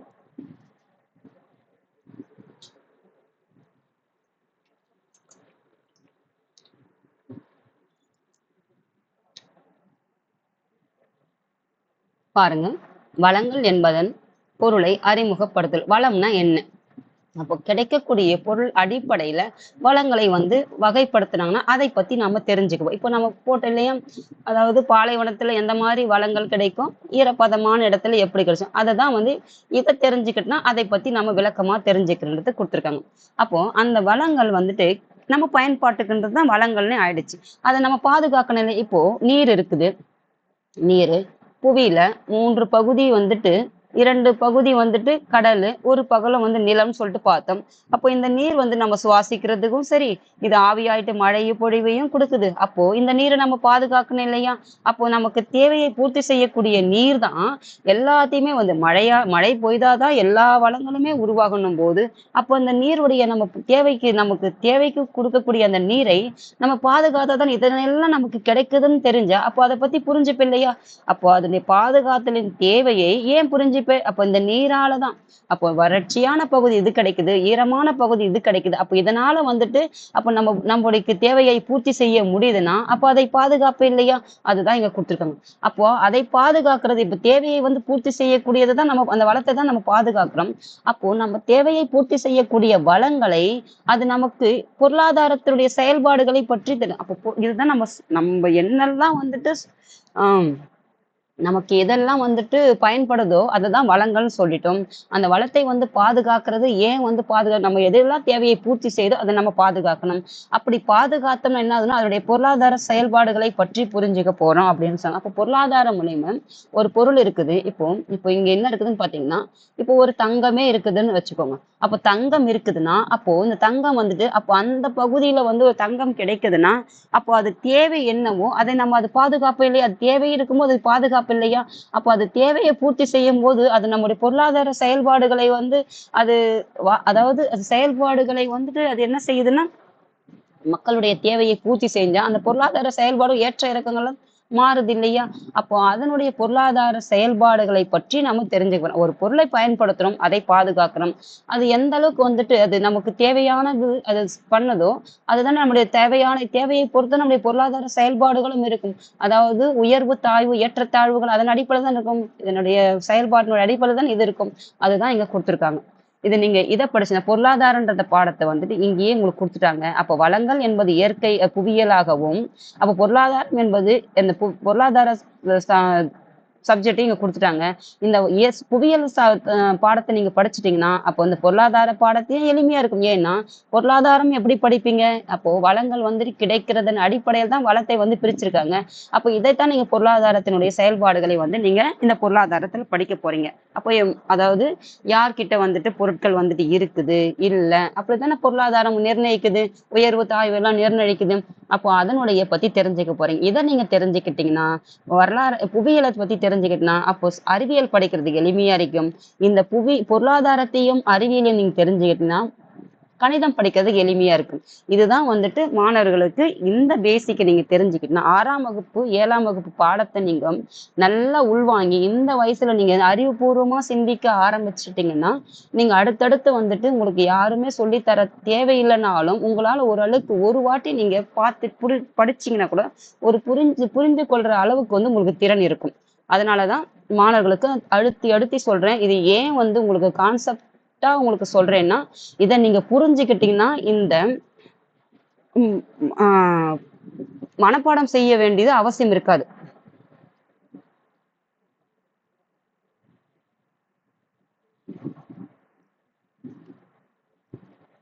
இப்ப பாருங்க, நுழையும் முன் இப்பாடம் வளம் என்றால் என்ன? வளம்னா என்ன? அதாவது கிடைக்கிறதன் அடிப்படையில் தான் நம்ம என்னெல்லாம் தேவையோ ஒரு மனிதனுடைய தேவைதான் வளம். அப்ப நம்ம தேவை எதெல்லாம் பூர்த்தி செய்த காற்று சுவாசிக்கிறோமா அப்போ அது ஒரு வளம். நீர் பருகிறோமா அது வளம். அந்த நீர் மூலம் வந்துட்டு நம்ம சமைக்கிறோமா அப்போ அது ஒரு வளம். நமக்கு தேவையான வளங்கள் நாம் என்னெல்லாம் தேவைக்கு பயன்படுத்துமோ அதை அனைத்தையும் இந்த இயற்கையிலும் சரி செயற்கையிலும் சரி வளங்கள் சொல்றாங்க. அது அதன் கிடைக்கக்கூடியதன் அடிப்படையில அதை வந்து வகைப்படுத்திருப்பாங்க. அப்போ அந்த கிடைக்கக்கூடியதுன்னு தான் அது வந்துட்டு வகைப்படுத்திருக்காங்க கிடைக்கிறதன் அடிப்படையில. அப்போ நம்ம ஒரு பொருளாதார வாழ்க்கைக்கு செயல்பாட்டுக்கு வந்துருதான் அப்போ அது நிலையான ஒரு வாழ்க்கை. இப்போ நம்ம ஒரு சாப்பிடுறோம். அப்ப அந்த சாப்பாடு வந்துட்டு இன்னைக்கு கிடைச்சா போதுமா? நாளைக்கு நமக்கு தேவையில்லையா? நாளைக்கும் வேணும் இல்லையா? அப்போ நமக்கு தினமும் அந்த சாப்பாடு தேவைன்னா அப்போ அந்த சாப்பாட்டுக்கு தேவையான அந்த உணவை நம்ம பாதுகாப்போம் இல்லையா? அது வீணா அழிச்சிருவோமா? இன்னைக்கு நிறைய சாதம் இருக்குப்பா, நாளைக்கு சாதமே இல்லை. அப்போ இன்னைக்கு நிறைய வேஸ்ட் பண்றதை விட அதை நம்ம கொஞ்சமா பகிர்ந்துட்டு நாளைக்கு தேவையானதுக்கு வச்சுப்போம் இல்லையா? அப்ப நாளைக்கு தேவையானது கொஞ்சம் அதுல மறுநாள் கொஞ்சம் வச்சுப்போம் இல்லையா? இப்படிதான் நம்ம அதை பாதுகாப்போம் இல்லையா? அப்போ நிலையா நம்ம வாழணும்னா அது நம்ம தினமும் அந்த சோறு தேவைன்னா அதை பாதுகாப்பு இல்லையா? அதை தான் இங்க சொல்றாங்க. அப்போ பாதுகாக்கிறத பத்தி உனக்கு தேவைன்னா அதை பாதுகாப்பு இல்லையா? ஒரு பொருள் வந்துட்டு இப்போ உனக்கு யாரோ ஒருத்தர் பொருள் வந்துட்டு உனக்கு பரிசளிக்கிறாங்க. அந்த பொருள் உனக்கு முக்கியமான பொருள், அதை நீ பாதுகாப்பில்லை. உனக்கு அது ரொம்ப ஒரு மதிப்பு மிக்கதா இருந்ததுன்னா அதை நீ பாதுகாப்பில்லை. அது மாதிரிதான் இப்ப சோறு என்பது நம்ம உயிர் வாழ்வதற்கு அன்றாட வாழ்விற்கு தேவையானது சோறு. அப்ப அது தினமும் வேணும்னா அதை நம்ம பாதுகாப்பில்லையா? அதுதான் உங்களுக்கு கான்செப்ட். எப்படி நீங்க புரிஞ்சுக்கிட்டோம்னா இதுதான் சோறுல இருந்தே தான் மத்ததெல்லாம் ஆரம்பமாகுதுன்னு ஞாபகம் வச்சுக்கோங்க. அப்ப அதுதானே நம்ம வாழ்க்கையை ஓடுறதே அதுக்காக தானே. 3 வேளை சோற்றுக்கு தானே ஓடுறோம். அதுக்காக தானே இந்த வேலையே. அப்போ அதுக்கு தான் நம்ம பாதுகாக்கிறோம். அப்போ வீட்டுல இருந்து சோறுல இருந்து ஆரம்பமாகுது, நீர்ல இருந்து ஆரம்பமாகுதுன்னா அதுதானே இந்த நாட்டுல இந்த ஊர்ல வசிக்கக்கூடிய மக்களுக்கும் தேவை. அதுதானே அந்த அந்த பகுதி அந்த மாவட்டத்திற்கு மக்களுக்கு தேவை. அதுதானே அந்த நாட்டுக்கு மக்களுக்கு தேவை. இதுதானே அந்த உலகத்துல இருக்கிற மக்களுக்கு தேவை. அப்போ அடிப்படை தேவைக்கான பொருட்கள் வந்துட்டு பூர்த்தி செய்யறது வந்துட்டு தினத்துக்கும் தேவை. தண்ணீர் தேவை, அதை பாதுகாக்கணும். காற்று தேவை, அது பாதுகாக்கணும். உணவு தேவை, அது பாதுகாக்கணும். அது எல்லாம் நம்முடைய டெய்லி, அதாவது நிலையான வாழ்விற்கு. அப்ப தினமும் நிலையான ஒரு வாழ்விற்கு அதுக்கு என்ன செய்வோம்? பாதுகாப்போம். அதுதான் வந்து விளக்குது. மேலும் பொருளாதார செயல்பாடு. அப்ப இந்த செயல்பாடுகள் ஏற்றத்தாழ்வு. இப்ப சோறு இல்லைன்னா அப்ப உன்னுடைய பொருளாதாரம் கீழே இருக்குது. உனக்கு 3 வேளை சோறு கிடைச்சதுன்னா உனக்கு அந்த உன்னுடைய பொருளாதாரம் ஓரளவுக்கு நிலையா இருக்குது. அதை விட நல்லாவே எல்லாமே இருக்குதுன்னா அப்போ அதை விட உன்னுடைய செயல்பாடுகள் உன்னுடைய பொருளாதார செயல்பாடுகள் நல்லா இருக்குது. இப்படித்தானே பிரிச்சு வச்சிருப்பாங்க. அப்போ உனக்கு 3 வேளை ஒரு பொருள் வந்துட்டு உனக்கு தேவை. அப்ப தினமும் தேவைன்னா அதை பாதுகாப்பேன். அப்ப தினமும் பாதுகாத்த பொருள் வந்துட்டு உனக்கு வந்துட்டு பாத்தீங்கன்னா ஓரளவுக்கு நல்லா இருக்குதுன்னா பத்தி அப்போ ஓரளவுக்கு ஒரு வேளை தான் சாப்பிட முடியும். அப்புறம் அவனுடைய பொருளாதார சூழ்நிலை எப்படி? ஒரு 2 வேளை தான் சாப்பிட முடியுதுன்னா அவனுடைய பொருளாதார சூழ்நிலை எப்படி? 3 வேளையும் சாப்பிட முடியுதுன்னா அவனுடைய பொருளாதார சூழ்நிலை எப்படி? ஒரு உணவே வச்சுக்கோங்க, நீ வேற எந்த ஒரு இதுவுமே வேண்டாம். அப்போ இவங்களுக்கு 3 பேருக்குள்ள பொருளாதார சூழ்நிலை வந்து மாற்றம் ஏற்படுதான். அதை தான் இங்க சொல்லு. அப்போ மேலும் பொருளாதார செயல்பாடுகள் என்றால் என்ன? அப்போ ஒருவேளை சோறு கிடைச்சா அவனுக்கு என்ன செயல்பாடு? பொருளாதாரம். பொருளாதாரம்னா என்னது? இன்னைக்கு நம்முடைய வசதி வாய்ப்புகள் தான் பொருளாதாரம். ஞாபகம் வச்சுக்கணும். அப்போ வசதி இருக்கிறவங்க 3 வேளை சாப்பிடுறாங்க. ஏழ்மையா இருக்கிறவங்க ஒரு வேளை சாப்பாடு கூட கிடைக்கலன்னா அப்போ அவனுடைய சூழ்நிலை என்ன? இதுதான் வந்து இந்த வார்த்தைக்கான பொருள். அப்போ அதனால் என்ன? அப்போ அதை பற்றி தெரிஞ்சுக்க போறீங்க. அப்போ இயற்கையாக கிடைக்கக்கூடிய பொருட்கள் என்னன்னு பார்த்தோம். இந்த மக்கி இருக்கக்கூடிய இயற்கை தாவரங்கள் உயிரினங்கள் கிடைக்கும், அதன் மூலமா மக்கியக்கூடிய பொருட்கள். இந்த பாலைவனத்துல இருக்கக்கூடிய வெயில், காற்று, செயற்கை உயிரற்ற பொருட்களின் மூலம் கிடைக்கப்பட்ட பொருட்கள். இது எல்லாமே நமக்கு அப்போ மனிதன் இயற்கை இதற்கு இரண்டிற்கும் இடைப்பட்டே உள்ள தொடர்பை பத்தி சொல்லுதான். அப்போ இதுதானே வந்துட்டு மனிதனால உருவாக்கப்பட்டது. அப்போ இயற்கையாக பொருள் கிடைக்குது, காற்று கிடைக்குது, நீர் கிடைக்குது.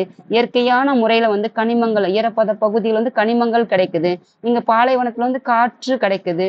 அப்போ இங்க இருக்கிறதையும் பயன்படுத்துறான், இங்க இருக்கிறதையும் பயன்படுத்துறான். அப்போ இது ரெண்டத்தையும் பயன்படுத்துறது யாரு? மனிதன் தான் பயன்படுத்துறான். அப்ப மனிதன் பயன்படுத்தினா மனிதனுக்கு தேவையான பொருள் இருக்குதா, மனிதனுடைய வளம் சொல்றாங்க. அதை வந்துட்டு அந்த செயல்பாட்டை செய்யறது யாரு? மனிதன் தான். அப்போ இரண்டருக்கு தொடர்பு யாருன்னு பாத்தீங்கன்னா இந்த மனிதனுக்கும் இயற்கைக்கும் இடையே தொடர்பு எதுன்னு பார்த்தீங்கன்னா இதனாலதான் தொடர்பு. ஏன்னா அவனுக்கு தேவையான இயற்கை மூலம் கிடைக்கிறத அவன் வந்துட்டு அதை மாற்று உருவாக்கம் செய்து மனிதனுடைய தேவையை பூர்த்தி செய்யறதுனால அப்ப மனிதனுக்கும் இயற்கைக்கும் இடையே வந்துட்டு செயல்பாடு அந்த தொடர்பை வந்து சொல்லுதுன்னு சொல்றாங்க இந்த பாடம். பாருங்க,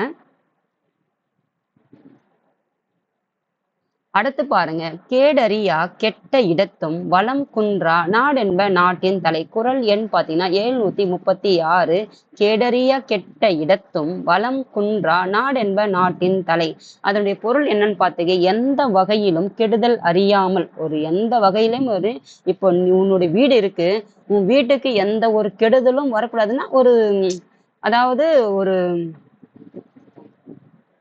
ஒரு ஏற்றத்தாழ்வு சொல்றலையே எந்த ஒரு சூழ்நிலையும் வீட்டுக்கு வந்துட்டு ஒரு சோறு கிடைக்காம சூழ்நிலை, ஒரு 3 வேளை சோறு இல்ல, அந்த ஒரு வேளை சோறு கூட கிடைக்காம சூழ்நிலை வராம இருக்கணும். ஒரு வேளை சோறு கூட கிடைக்கல அப்படின்ற ஒரு சூழ்நிலை வராம இருக்குதுன்னா, அப்படி வந்துட்டா ஒரு வேளை கெடுதல்னா அப்படி ஒரு சூழ்நிலை வந்துட்டா உன் வீட்டிற்கு ஒரு வேளை சோறுக்கு கூட கடினமான சூழ்நிலை ஏற்பட்டது என்றால் அப்போ அதனை வந்துட்டு சீர் செய்யும் அளவிற்கு வளம் குன்றா நிலையில் உள்ள நாடுதான் நாடுகளிலேயே சிறந்த நாடு.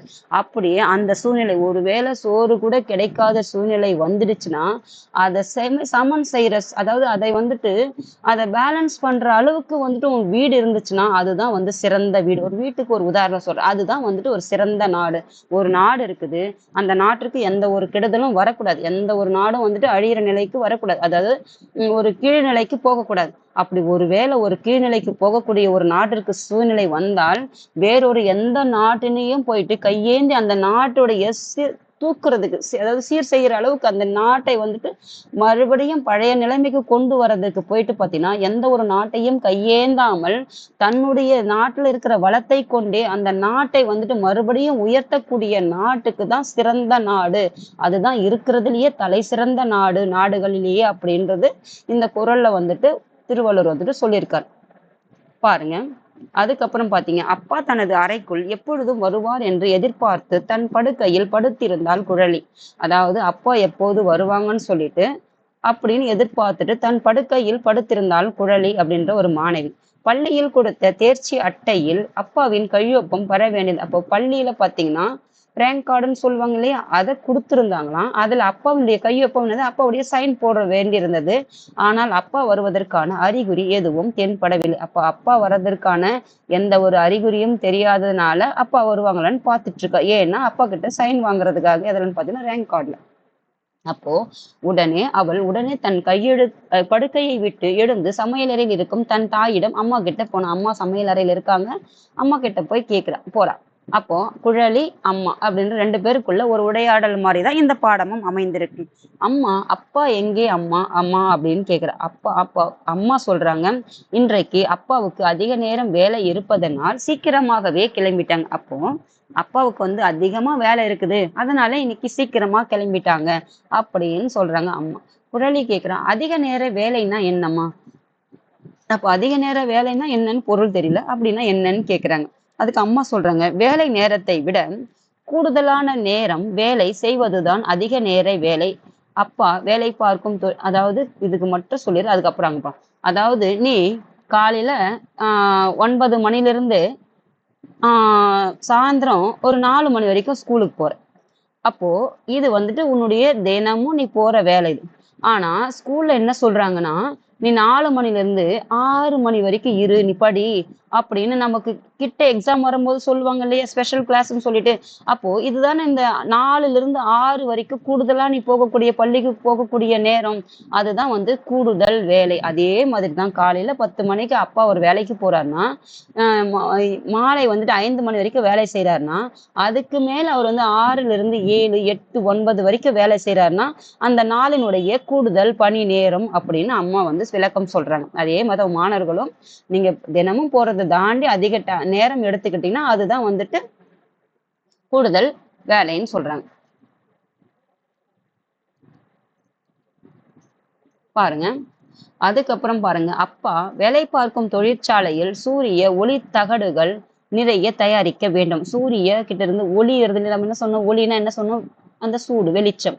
அப்போ சூரியன் கிட்ட இருந்து ஒளி தகடுகள் நிறைய தயாரிக்க வேண்டுமா அந்த வேலை செய்யற தொழிற்சாலையில, அந்த கம்பெனின்னு சொல்லுவாங்க இல்லையா, அந்த தொழிற்சாலையில சூரிய ஒளி தகடுகள், அதாவது அந்த சூரியன் கிட்ட இருந்து வரக்கூடிய அந்த சூரிய வெப்பத்தை வந்துட்டு அந்த தகடுகள் வந்து என்ன அப்சர்வ் பண்ணிக்கும். அது அந்த மாதிரி ஒரு தகடுகளை வந்துட்டு தயாரிக்கக்கூடிய தொழிற்சாலைகள்ல வந்துட்டு அவர் வேலை செய்யறாரு.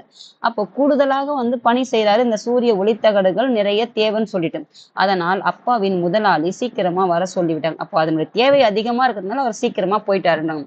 இதை நேற்று இரவே குழலி கேட்கிறார், நேற்று இரவே என்னிடம் சொல்லி இருக்கலாமே, என் தேர்ச்சி அட்டையில் அப்பாவுடைய கையெழுத்து போடாமலே இருக்கு அப்படின்னு. அப்ப நேற்றே எனக்கு சொல்லியிருந்தீங்கன்னா அப்பா கிட்ட நானு சைன் வாங்கியிருப்பேனே, அதனால ஏன்னா இப்போ எனக்கு கையெழுத்து வேணும் போடலையே அப்படின்னு சொல்றா.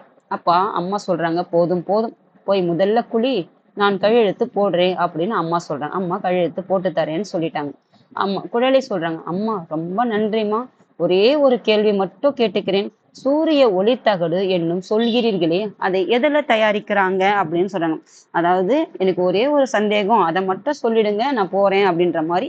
அப்ப சூரிய ஒளித்தகடு தயாரிக்கிறாங்க அப்பா அப்படின்னு சொன்னீங்களே, அதுக்கு அதுக்கு என்ன, அது என்னன்னு சொல்லுங்க அப்படின்னு சொல்றாங்க.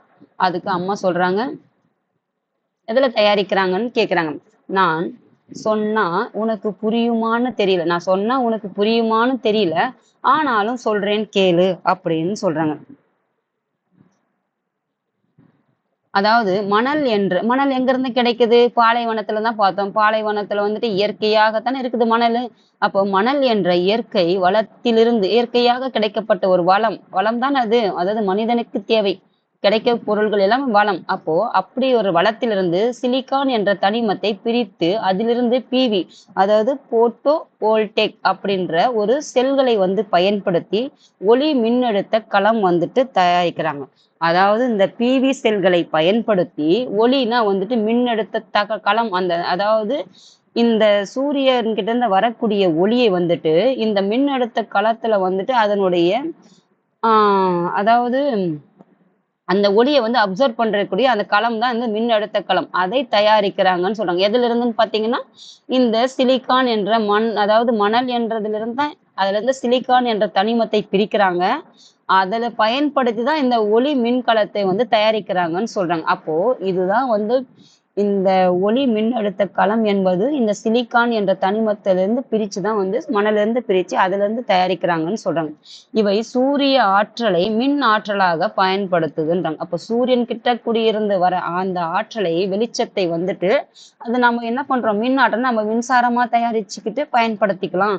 அப்படி நிறைய வீடுகள்ல பாத்தீங்கன்னா இந்த மாதிரி நிறைய வீடுகள்ல இல்லாட்டி பாத்தீங்கன்னா ரோடு எங்கன்னா பாத்தீங்கன்னா ஒரு ஒரு தனியார் துறையோ ஒரு கவர்மெண்ட் இதோ பாத்தீங்கன்னா நிறைய இந்த மாதிரி எல்லாம் வச்சிருப்பாங்க. அதாவது சூரியன் கிட்ட இருந்து அதாவது கரண்ட்டை வந்துட்டு நம்ம இயற்கையான முறையில தயாரிக்கிறதுக்காக வந்து செலவை வந்து மிச்சப்படுத்துறதுக்காக இந்த மாதிரி எல்லாம் நிறைய வீடுகள்ல வந்துட்டு பண்ணியிருப்பாங்க. நீங்க எல்லாம் பார்த்திருப்பீங்க. அது பார்க்கலாம் இருங்க. அப்புறம் அதுக்கப்புறம் குழலி சொல்றாங்க, இயற்கை வளமா அப்படின்னா என்னம்மா, அதுதான் உங்களுக்கு அவங்க உன்ன மாதிரிதான் அவங்களும் கேட்கிறா அந்த மாணவியும், இயற்கை தான் வளமா அப்படின்னா என்ன அப்படிங்கிறாங்க. அம்மா சொல்றாங்க, மனிதனுக்கு பயன்படும் எல்லாமே வளம். அப்போ உனக்கு என்ன தேவை, காற்று தேவையா அது வளம், நீர் தேவையா வளம், உணவு தேவையா வளம், நீ என்னெல்லாம் பயன்படுத்த உனக்கு வீட்டுக்கு தேவையான உனக்கு தேவையான அது எல்லாமே அனைத்தும் நீ பயன்படுத்தக்கூடியது எல்லாமே வளம். ஒரு பென்சில் எழுதுறியா, அதுவும் எதுல இருந்து செஞ்சிருப்பாங்க, அப்போ அதுவும் உன்னுடைய அதுவும் வளம் தான். அப்போ இது இயற்கையிலிருந்து கிடைத்தால் அது இயற்கை வளம். அப்போ ஒரு பென்சில் இருக்கு, அந்த பென்சில் அது ஸ்டிக்ல தானே இருக்கு. அப்போ அது ஸ்டிக் எங்க இருக்கு, மரத்துல இருந்து தான் எடுத்திருப்பாங்க. மரம் எங்க இருக்கு, காட்டுல இருந்து தான் எடுத்திருப்பாங்க. அப்போ இயற்கையால கிடைச்சா அது இயற்கை வளம். அப்போ நீ ஒரு பயன்படுத்தக்கூடிய ஒரு பென்சில் ஒரு குச்சி அதுல இருந்து கிடைக்குது, அது எங்க இருந்து கிடைக்குது, அப்ப இயற்கை முறை கிடைக்குது, அப்ப இயற்கை வளம் சொல்றாங்க. அப்பா என்ன வேலை செய்கிறாங்க அம்மான்னு கேக்குறாங்க. அவர் இயற்கை வளங்களை பயன்படுத்தி பொருட்களை உற்பத்தி செய்யக்கூடிய, அதாவது இயற்கை வளங்களைனா இயற்கையான முறையில் அமைந்த வளங்கள் இருக்குது இல்லையா, மனிதனால உருவாக்கப்பட்டதல்ல, தானாகவே இந்த புவியில் வந்துட்டு கிடைக்கக்கூடிய ஒரு பொருளால வந்துட்டு அதை பயன்படுத்தி கூடிய ஒரு பொருள், புதிய பொருள் உற்பத்தி செய்யறதுக்கு தான் வந்துட்டு அந்த இயற்கை வளங்களை பயன்படுத்தி செய்யக்கூடிய உற்பத்தி பொருள்கள். அதை செய்யறவர் தான் அவங்க அப்பான்னு சொல்றாங்க. பாருங்க, குழலி உற்பத்தி செய்யப்பட்ட பொருள்களை வளங்கள் என்று அழைக்கலாமா? அம்மா அவ குழலி கேட்கிறான், அப்படி உற்பத்தி, அதாவது இயற்கையான முறையில கிடைச்சது வந்து வளங்கள், அதை வந்துட்டு இயற்கையான முறையில கிடைச்சதை தான் வந்துட்டு அப்பா வந்து உற்பத்தி செய்யறாங்கன்னு சொன்னேன். அப்படி உற்பத்தி செய்யப்பட்ட பொருள்களையும் வந்து வளங்கள்னு சொல்லலாமான்னு கேட்கிறான். அதுக்கு அவங்க அம்மா சொல்றாங்க, ஆமாம், அவற்றை மனிதனால் உருவாக்கப்பட்ட வளங்கள் என்று அழைக்கலாம். இப்போ ஒண்ணு இல்ல, ஒரு பென்சில் இருக்கு, இங்க ஒரு மரம் இருக்கு. இப்போ மரம் வந்து பாத்தீங்கன்னா இயற்கையால அமைஞ்சது. ஒரு பென்சில் யார் பண்ணாங்க? பென்சில் அப்படியே இந்த மரத்துல இருந்து எடுத்து குச்சி வச்சு எழுதுனா எழுதுமா? எழுதாதானே? அதுக்கு தேவையானது எல்லாம் உற்பத்தி செஞ்சவர் யாங்க? மனிதன் தானே. அப்போ அந்த பென்சில் என்பது மனிதனால உருவாக்கப்பட்டது. கிடைத்தது என்னமோ இயற்கையிலிருந்து கிடைத்த அந்த மரக்குச்சியால கிடைக்கப்பட்ட பொருளாக இருந்தாலும் அதை வந்துட்டு மனிதனுக்கு ஏற்றவாறு வடிவமைத்தது மனிதன் தானே. அப்போ அது மனிதனால் உருவாக்கப்பட்ட வளங்கள் தானே சொல்லுவாங்க. இதுதான் வந்து வித்தியாசம். அப்போ ஒரு இயற்கையா இருந்துச்சுன்னா, அது அப்படியே ஒரு மரமா இருந்துச்சுன்னா அது இயற்கையா கிடைச்சது. அதை மனிதனால வந்து மாற்றுருவாக்கம் செய்யப்பட்டதுன்னா அது வந்துட்டு மனிதனால் உருவாக்கப்பட்ட வளம். ஏன்னா மரத்தையும் மனிதன் இயற்கையாகவும் பயன்படுத்துறான், அதை மாற்றுருவாக்கவும் அதையும் மனிதன் பயன்படுத்தலாம். அப்ப இரண்டையும் பயன்படுத்துறதுனால இரண்டுமே வளங்கள். அது இயற்கை வளம், இது செயற்கை வளம். அப்ப செயற்கையாக மனிதனால் உருவாக்கப்பட்டது அனைத்துமே வந்துட்டு மனிதனால் உருவாக்கப்பட்ட வளங்கள். இயற்கை முறையில மனிதனுடைய செயல்பாடு எதுவுமே இன்றி தானாக வளர்வது இந்த இயற்கை வளம். அதுதான் வந்து வளத்தை வந்து இரண்டாக பிரிச்சிருப்பாங்க. இதுதான் நீங்க புரிஞ்சுக்கிட்டீங்கன்னா அடுத்து எளிமையா இருக்கும்.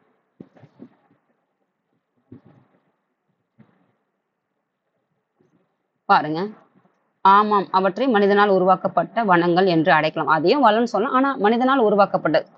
குழலி சொல்றா, சரி அம்மா, நேரம் ஆயிடுச்சு, நான் பள்ளிக்கு போக தயாராகுகிறேன் என்றார். செயல்பாடு பாருங்க, தோட்ட வேலைக்கு தொடர்பில்லாத சொற்களை வட்டமிடுக. அப்போ தோட்ட வேலை செய்யறதுக்கு எதெல்லாம் தொடர்பில்லையோ அதெல்லாம் வட்டமிட சொல்லியிருக்காங்க. பாருங்க மாணவர்கள், மனிதனின் தேவையை நிறைவு செய்யும் எந்த ஒரு பொருளும் வளமாகும். அப்போ மனிதனுடைய தேவைக்கு, உனக்கு நீர் தேவையா, அது தேவை பூர்த்தி செய்து, உனக்கு என்னெல்லாம் தேவையோ அது எல்லாமே உன்னுடைய வளம்னு சொல்றாங்க. அப்ப பொருளின் பயன்பாட்டை பொறுத்துதான் அதன் மதிப்பு வந்து நிர்ணயிக்கப்படுகிறது. ஒரு உணவு இருக்குது, நீ இப்ப வந்து சாதம் வந்துட்டு சாப்பிடுற, அப்போ அது தினமும் தேவைதானே. அப்போ அதனுடைய மதிப்பு உயருதுன்னு சொல்றாங்க. அப்போ நீ எல்லாருக்கும் சோறு உனக்கு மட்டுமா தேவை? உனக்கும் தேவை, வீட்டுல இருக்கவங்க எல்லாருக்கும் தேவை, அதே மாதிரி பக்கத்து வீட்டுக்கும் தேவை, பக்கத்து ஊருக்கும் தேவை. அப்போ எல்லாருடைய தேவையான ஒரு உணவு தேவைன்னா அந்த உணவுடைய மதிப்பு நிர்ணயிக்கப்படுதில்லை. அப்போ அனைவருடைய தேவைக்கு அதிகமா இருந்துச்சுன்னா ஒரு பொருளுடைய பயன்பாடு, அப்போ அந்த சோறுடைய பயன்பாடு, எல்லாருக்கும் சோறு முக்கியம்னும் போது அதனுடைய பயன்பாடு எல்லாருக்குமே தேவைன்னும் போது அதனுடைய மதிப்பு உயருதுன்றாங்க. இது ஒரு ஒரு ஒரு உதாரணத்துக்கு சொல்றேன், இதுதான் கிடையாது, அது மாதிரி விலை உயர்ந்த பொருட்களையும் மத்தது சொல்லுவாங்க. நான் ஒரு உதாரணத்துக்கு சொல்றேன். சோறுன்றது எல்லாருக்கும் முக்கியம், அப்போ அதோடைய மதிப்பு உயருதா? அப்போ எல்லா வளங்களுக்கும் ஒரு மதிப்பு உண்டு. அப்போ எதனுடைய நிறைய தேவை எதுக்கு இருக்கும் அதனுடைய மதிப்பு உயருதுன்றாங்க. அப்போ மதிப்பு என்பது பண மதிப்பாகவும் இருக்கலாம், பண மதிப்பற்றதாகவும் இருக்கலாம். அப்போ மதிப்பு, ஒரு பொருளுக்கு உண்டான மதிப்பு என்பது அது பணத்தினுடைய அடிப்படையில மதிப்பிடப்படலாம், இல்லாது பணம் இல்லாமலேயே கூட இருக்கலாம். அதனால அதுக்கு ஒரு மதிப்பு இருக்குன்னு சொன்னாங்க. அப்போ பொருளாதாரத்தில் பண மதிப்புள்ள வளங்கள் முக்கிய இடத்தை வகிக்கிறது. ஒரு பொருளாதாரத்துல ஒரு பண மதிப்பு, ஒரு காசை வச்சு ஒரு பொருளுடையது வந்துட்டு மதிப்பு கூடுச்சுன்னா அதுக்கு ஒரு அது முக்கிய இடத்தை வந்து கொடுக்குதுன்றாங்க. அப்போ பொருளாதாரத்துல காசு கொடுத்து, பெட்ரோல் இன்னைக்கு என்ன விலை, அப்போ அதனுடைய மதிப்பு கூடுதா? அப்போ அந்த காசினுடைய விலை கொடுத்து ஒரு பொருள் வந்துட்டு அதிக விலை கொடுத்து வாங்குறோம்னா, இப்போ தங்கம் இருக்கா, அது அதிக விலையா இருக்கா, அப்போ அதனுடைய மதிப்பு கூடுதான். இதுதான் வந்துட்டு சொல்லியிருக்காங்க. அப்போ எந்த பொருளின் அடிப்படையில காசு கொடுத்து வந்துட்டு அதிகமாக பணம் கொடுத்து வாங்குறோமோ அதனுடைய பொருளாதார மதிப்பும் வந்துட்டு அதனுடைய பொருளுடைய மதிப்பும் வந்து உயருதுன்றாங்க. அப்போ பண மதிப்பற்ற வளங்கள் எளிதில் கிடைக்கக்கூடியது ஆகும். அதுதான் வந்துட்டு காற்று. அப்போ பெட்ரோல் என்பது நம்ம இயற்கையான மக்கின பொருட்கள், உயிரினங்கள், அதனுடைய படிமங்கள் பார்த்தீங்கன்னா இந்த மண்ணுல புதைக்கப்பட்டு பல ஆண்டுகள், பல நூற்றாண்டுகளாக இந்த மண்ணுல புதைந்து அதுதான் வந்துட்டு உருவானதுதான் வந்து இந்த பெட்ரோலியம்.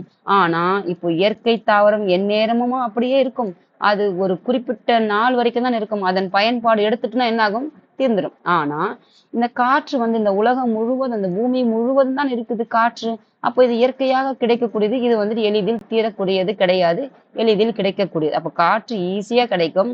ஆனா உயிரின படிமங்கள் பார்த்தீங்கன்னா மழை இருந்தாதான் அந்த உயிரின படிமங்கள் அடித்து வரப்பட்டு இந்த இடத்தில் தேக்க வைக்கப்பட்டு அந்த உயிரின படிமங்கள் வந்து பல ஆண்டுகள் மக்கி அப்புறம்தான் ஒரு கனிம வளம் உருவாகும். அப்போ அப்படி கிடைக்கப்பட்ட ஒரு வளம் தான் இந்த பெட்ரோலியமும். அதனாலதான் அதனுடைய மதிப்பு வந்துட்டு கூடுது. ஆனா இயற்கையாவே காற்று வீசுது, அதுல இருந்து ஒரு காற்று அலை தயாரிக்கிறதுனால உற்பத்தி செய்யறாங்க மின்சாரம். அது வந்துட்டு எளிமையா அதுக்கு ஒரு காசு வந்து செலவு பண்ணல. அதனுடைய உற்பத்தி செய்யறதுக்கு தான் காசு வந்தும் அது உருவாக்குறதுக்கே கிடையாது. அதுதான் வந்து இதனுடைய மதிப்பு கூடுறதுக்கும் இதனுடைய மதிப்பு குறையறதுக்கும் இது மதிப்பு கூடுறதுக்கும் உள்ள வித்தியாசம்.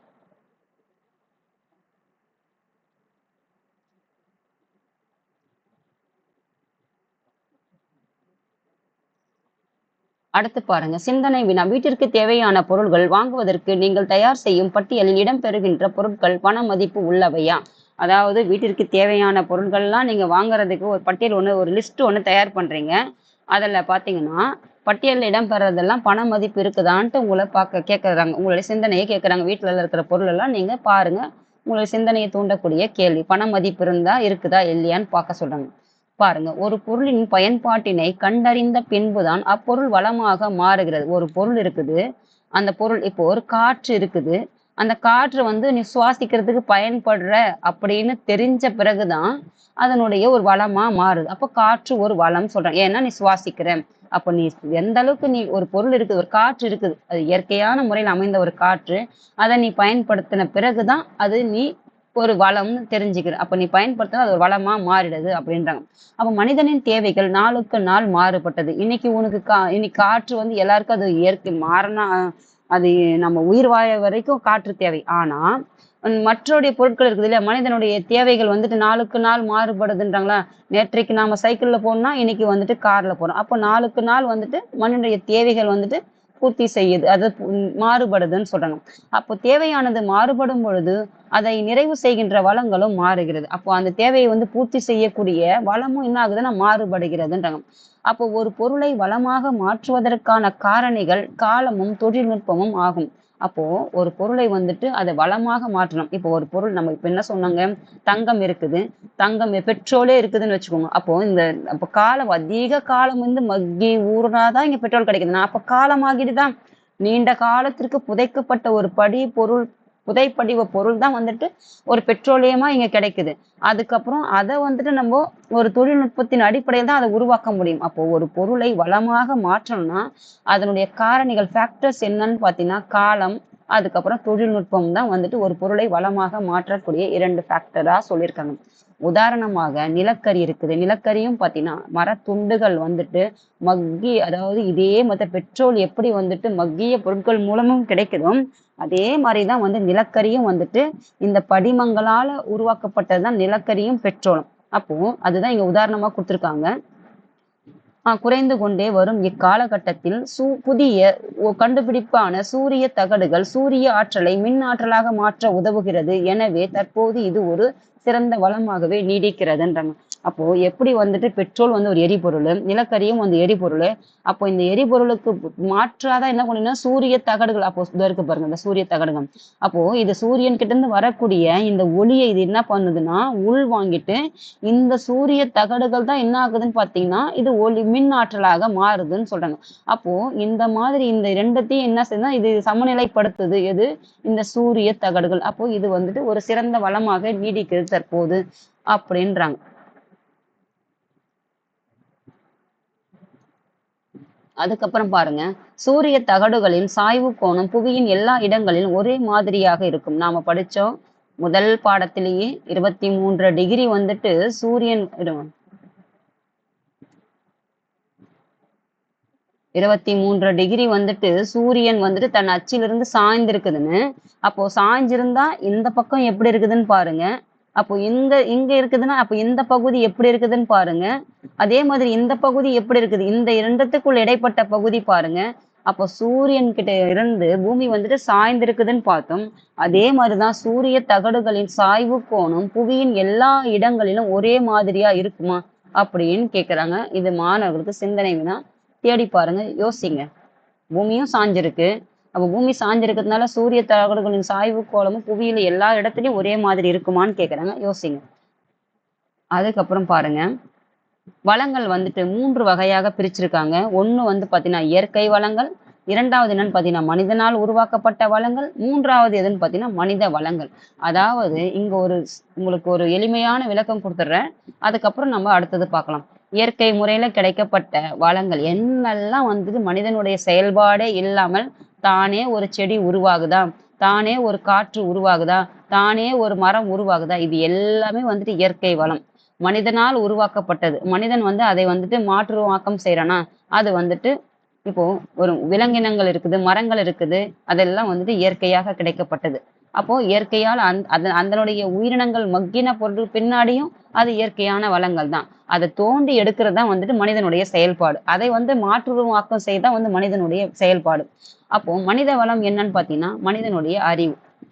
நம்முடைய சிந்தனை திறன். அதுக்காக தான் சிந்திங்க சிந்திங்கன்னு ஏன் சொல்றேன்னா, உன்னுடைய சிந்தனையும் ஒரு வளம் தான். நீ என்ன சிந்திக்கிறியோ அதுவும் ஒரு வளம் தான். அதனாலதான் சிந்தனையும் இருக்கிற வளங்கள்லயே 3 வளங்கள்ல முதலாவது வந்து இயற்கையாக கிடைக்கப்பட்ட வளம். அதை மாற்றுறதுனால வந்துட்டு மனிதனால மாத்துறதுனால அது மனிதனால் உருவாக்கப்பட்ட வளம். மனித வளம் என்பது உன்னுடைய அறிவு, உன்னுடைய சிந்தனை, உன்னுடைய திறன்கள், இதுவும் ஒரு வளம். உன்னுடைய அறிவு வந்துட்டு நிறைய பேர் உன் அறிவை வந்து சுரண்டுறாங்கன்னுலாம் படிக்கிறோம் இல்லையா? அறிவை வந்துட்டு உன்னுடைய அறிவை வந்துட்டு இன்னொருத்தர் வந்துட்டு சுரண்டப்பட்டுறாங்கல்ல. உன்னுடைய அறிவு வந்துட்டு இப்போ நீங்க ஐடி கம்பெனில வேலை செய்யறவங்கலாம் என்னது உன்னுடைய அறிவை வந்துட்டு முதல்ல கத்து கொடுத்துருவாங்க. அதுக்கப்புறம் உன்னுடைய அறிவை தானே சுரண்டுறாங்க. அதுதான் இதுவும் ஒரு வளம் தான். அப்போ இந்த அறிவை வச்சுதானே நீ காசு சம்பாதிக்கிற, அதுவும் ஒரு வளம் தானே. அப்போ அதனாலதானே நீ வசதியாகுற. அப்போ இந்த அறிவு வந்துட்டு ஒரு வளம்னு சொல்றாங்க. அப்போ மனிதன் இயற்கையா கிடைச்ச மரம் செடி கொடிகள்லாம் ஒரு வளம். அது இயற்கை. மனிதனால் உருவாக்கப்பட்டதுன்னா அப்ப அந்த இயற்கையால உருவாக்கப்பட்டதை அதை மாற்றுருவாக்க செஞ்ச மனிதனால் உருவாக்கப்பட்ட வளம். உன்னுடைய அறிவு, உன்னுடைய சிந்தனை, உன்னுடைய செயல்கள், உன்னுடைய ஸ்கில்ஸ் எல்லாமே எதுல வரும்னு பாத்தீங்கன்னா உன்னுடைய மனித வளத்துல வந்து. அப்ப 3வது மனித வளம்னு சொல்லிட்டாங்க. இது வரைக்கும்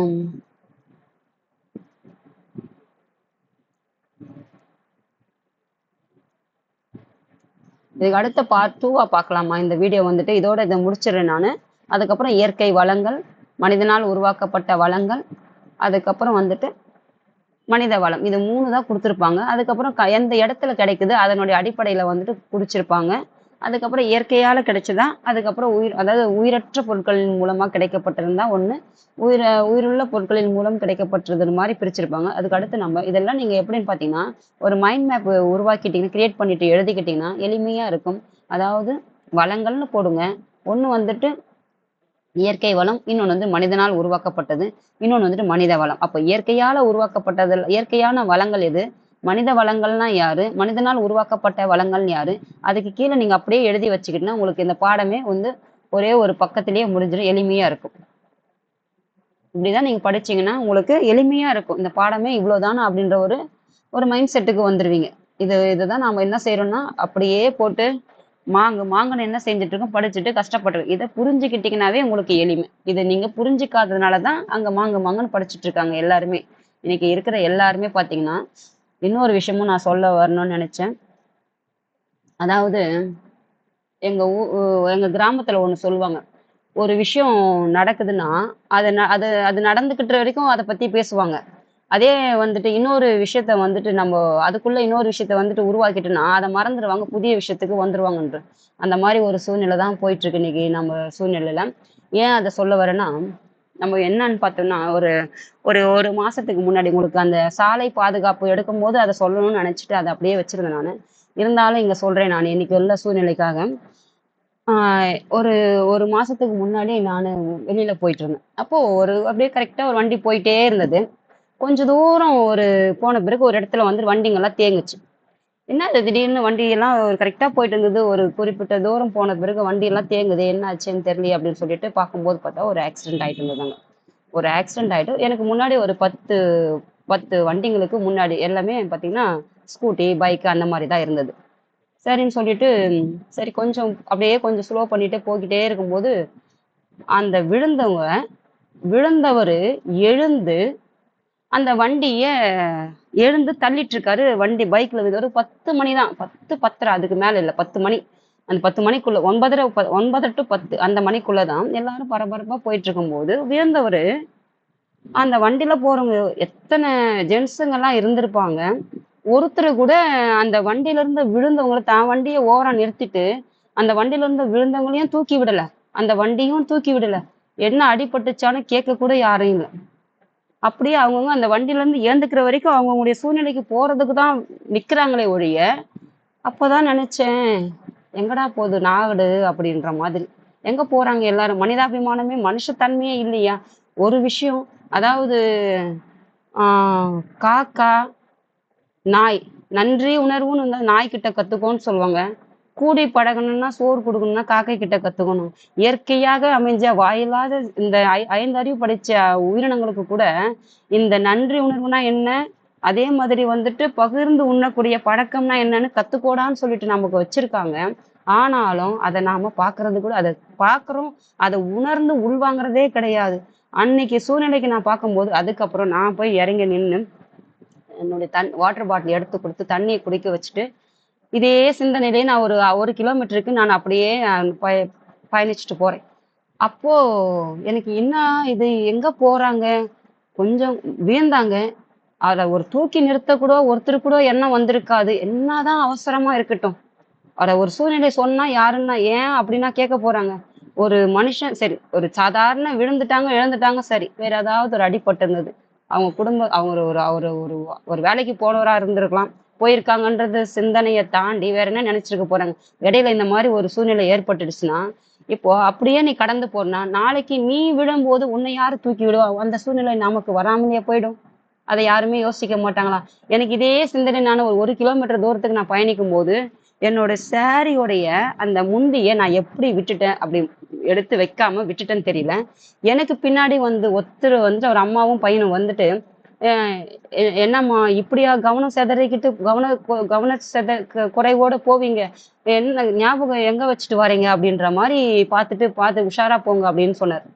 அதாவது நான் என்ன சொல்றேன்னா, கொஞ்சம் ஒரு 1 கிலோமீட்டர் வித்தியாசத்திலே ஒரு சின்ன உதவி செஞ்சது, இப்போ அந்த சாரியோடது என்னோட வீல்ல மாட்டிட்டு இருந்தா நான் கீழ தான் விழுந்திருக்கணும். அன்னைக்கு. ஆனா அவருடைய அந்த என்னடா இது அப்படின்ற மாதிரி சிந்திச்சுக்கிட்டே நான் வந்திருந்தாலும், ஆனா அது எனக்கு வந்துட்டு அது ஆபத்த தான் குடுத்துருந்துருக்கும் அன்னைக்கு. ஆனா அதை காப்பாத்துறதுக்கு ஒருத்தர் பின்னாடி வந்துட்டு சொல்லிட்டு போகும்போது, எனக்கு அப்பதான் தெரிஞ்சது நான் அதுக்கப்புறம் தான் நான் என்ன சரி பண்ணிக்கிட்டு, நான் அதுக்கப்புறம் அவர நான் ஓவர்டேக் பண்ணிட்டு, கொஞ்சம் ஒரு சிக்னல்ல போயிட்டு அவருக்கு நன்றி சொல்லிட்டு, அதுக்கப்புறம் நான் போனேன். அந்த மாதிரி இன்னைக்கு நம்ம எப்படி போறோம்னா, ஒரு விஷயத்த கடந்துட்டோம்னா, ஒரு விஷயம் இருக்கிற வரைக்கும் அது பரபரப்பா நம்ம பேசப்படுறோம். அதுக்கடுத்து இன்னொரு விஷயம் வந்தா மறந்துருவாங்கன்றது எங்க ஊர்ல ஒண்ணு சொல்லுவாங்க. ஒரு விஷயம் பேசுறீங்கன்னா, அதுக்கடுத்து இன்னொரு விஷயத்த குடுத்தா அத மறந்துருவாங்க. இன்னொரு விஷயத்த சொல்லிடுவோம் அப்படின்ட்டு சொல்லுவாங்க. அந்த மாதிரி தான் இன்னைக்கு சூழ்நிலை போயிட்டுருக்கு. அத மாதிரி நீங்க மாணவர்கள் இன்னைக்கு விதைக்கப்படுற விதை தான், நாளைக்கு நான் அன்னைக்கு அதனால தான் சொன்னேன். 2000த்துல வந்துட்டு நாடு வந்து வல்லரசு ஆகுதோ இல்லையோ, ஆனால் 2000த்துக்கு அப்புறம் உருவான மாணவர்களால் நிச்சயம் இந்த நாடு வந்துட்டு வல்லரசு ஆகும் என்றது என்னுடைய அது எண்ணம் அது. அப்படி மாணவர்களாக இருந்தீங்கன்னா, இந்த மாரி எல்லாம் ஒரு சூழ்நிலை வந்துச்சுன்னா, இது எல்லாம் நீங்க எனக்கு என்ன அப்படின்றது கடந்து போகாத ஒரு மனித தன்மையுள்ள பிள்ளைங்களா வளர்ந்து, இந்த மாரி எல்லாம் நாளைக்கு இது யாருக்கு வேணாலும் இந்த சூழ்நிலை எப்ப வேணாலும் ஏன்னா இன்னைக்கு பரபரப்பா எல்லாரும் போயிட்டு இருக்காங்க. அப்படி விழுந்து எழுந்து ஒரு தூக்கி விடுறதுக்கு கூட இல்லாம ஒரு மனுஷத்தன்மையிலே அவங்க 6 அறிவு வச்சுட்டு படைச்சிருக்காங்க கடவுள் நம்மள. அப்படின்ற மாரி தான் அன்னைக்கு இருந்தது. இத நான் உங்களுக்கு சாலை பாதுகாப்பு அந்த சிவிக்ஸ் எடுக்கும்போது சொல்லணும்னு நெனச்சுட்டு இருந்தேன். சரி இந்த சூழ்நிலை இப்ப சொல்ல வேண்டிய சூழ்நிலை இருந்ததுன்னா, அந்த ஒரு இது வந்து உங்களுக்கு சொல்லணும். அந்த மாரி மாணவர்களோ, பெரியவர்களோ யாராவது இந்த மாதிரி ஒரு மனிதத்தன்மை மனிதங்க கிட்ட இல்லாதனால தான், நெறைய ஸ்கீம்ஸ் எல்லாம் வந்துட்டு உங்கள ஊக்கப்படுத்துறதுக்காக ஸ்கீம்ஸ் எல்லாம் கொண்டு வரதுக்கு சூழ்நிலைக்கு இன்னைக்கு நாடு ஆயிடுச்சுன்னு வருத்தமா இருக்கு. அதனால மாணவர்கள் யாராவது இந்த வீடியோவோ, பெரியவங்களோ யார் பார்த்தாலும் சரி, நம்ம படிப்பு எதுக்கு? நமக்கு வந்து நல்வழிப்படுத்துறதுக்காக தான் நம்ம தெரிஞ்சுக்கிறதுக்கும், நம்ம நல்ல அறிவு இருக்குது. அந்த அறிவ வந்து மேலும் மெருகேத்திக்கிறதுக்கும், நம்ம நல்ல வழியில நடக்கிறதுக்கு தானே நம்ம நம்ம மொழி பாடம்லாம் அதுக்கு தானே படிக்கிறோம். மொழி பாடம்ன்றத படிச்சு பாருங்க. எந்த அளவுக்கு நமக்கு சொல்லிக் குடுக்குதுன்னு சொல்லிட்டு. ஒரு பிள்ளைங்க வந்துட்டு பள்ளிக்கூடத்துல கத்துக்கிறத விட வீட்ல பள்ளிக்கூடத்துல தான் அறிவு தான் கத்துக்க முடியும். நல்ல ஒழுக்கங்கள்லாம் யார்கிட்ட கத்துப்பாங்க? பெற்றவங்க கிட்ட தான் கத்துப்பாங்க. சுத்தி இருக்கிறவங்க கிட்ட தானே கத்துப்பாங்க. அத நம்ம வீட்ல தானே கத்துப்பாங்க. அதனால பெற்றவர்களும் சரி, பெற்றோர்கள் வந்து பசங்களுக்கு வந்துட்டு நல்லத, கெட்டத எடுத்து சொல்லுங்க. நான் ஏன் சொல்றேன்னா, இன்னைக்கு நெறைய பேர் பார்த்தீங்கன்னா, நான் கஷ்டப்படுறேன், என் பிள்ளைங்க என்ன இது? என்ன இது? எந்த நோக்கத்துல இப்படி சொல்றீங்கன்னே எனக்கு தெரியல. நீ கஷ்டப்பட்ட, இன்னைக்கு கஷ்டமே படலன்னா, அந்த கஷ்டம் எங்கேருந்து தெரியும்? கஷ்டத்த சொல்லிக் குடுங்க. நான் அதுதான் என் பிள்ளைங்களுக்கு நான் அதான் சொல்லுவேன். நீ கஞ்சிலிருந்து நல்லா இன்னைக்கு உள்ள ஹைஃபையான சாப்பாடு சாப்பிட்ற வரைக்கும் பழக்கம் இருக்கணும். வறுமையிலயும் கஞ்சியும் குடிக்கணும், கூழும் குடிக்கணும். நல்ல எல்லா சூழ்நிலையும் எல்லா சாப்பாட்டையும் சாப்பிட்ற அளவுக்கு ஒரு குழந்தை இருக்கணும். அந்த சூழ்நிலைலாம் கடந்து வந்தாதான் எல்லாத்தையும் அந்த குழந்தையால பேலன்ஸ் பண்ண முடியும் வாழ்க்கையில. அதனால நான் கஷ்டப்பட்ட மாதிரி நான் படக்கூடாதுன்னா இதெல்லாம் தவறான ஒரு கண்ணோட்டம்.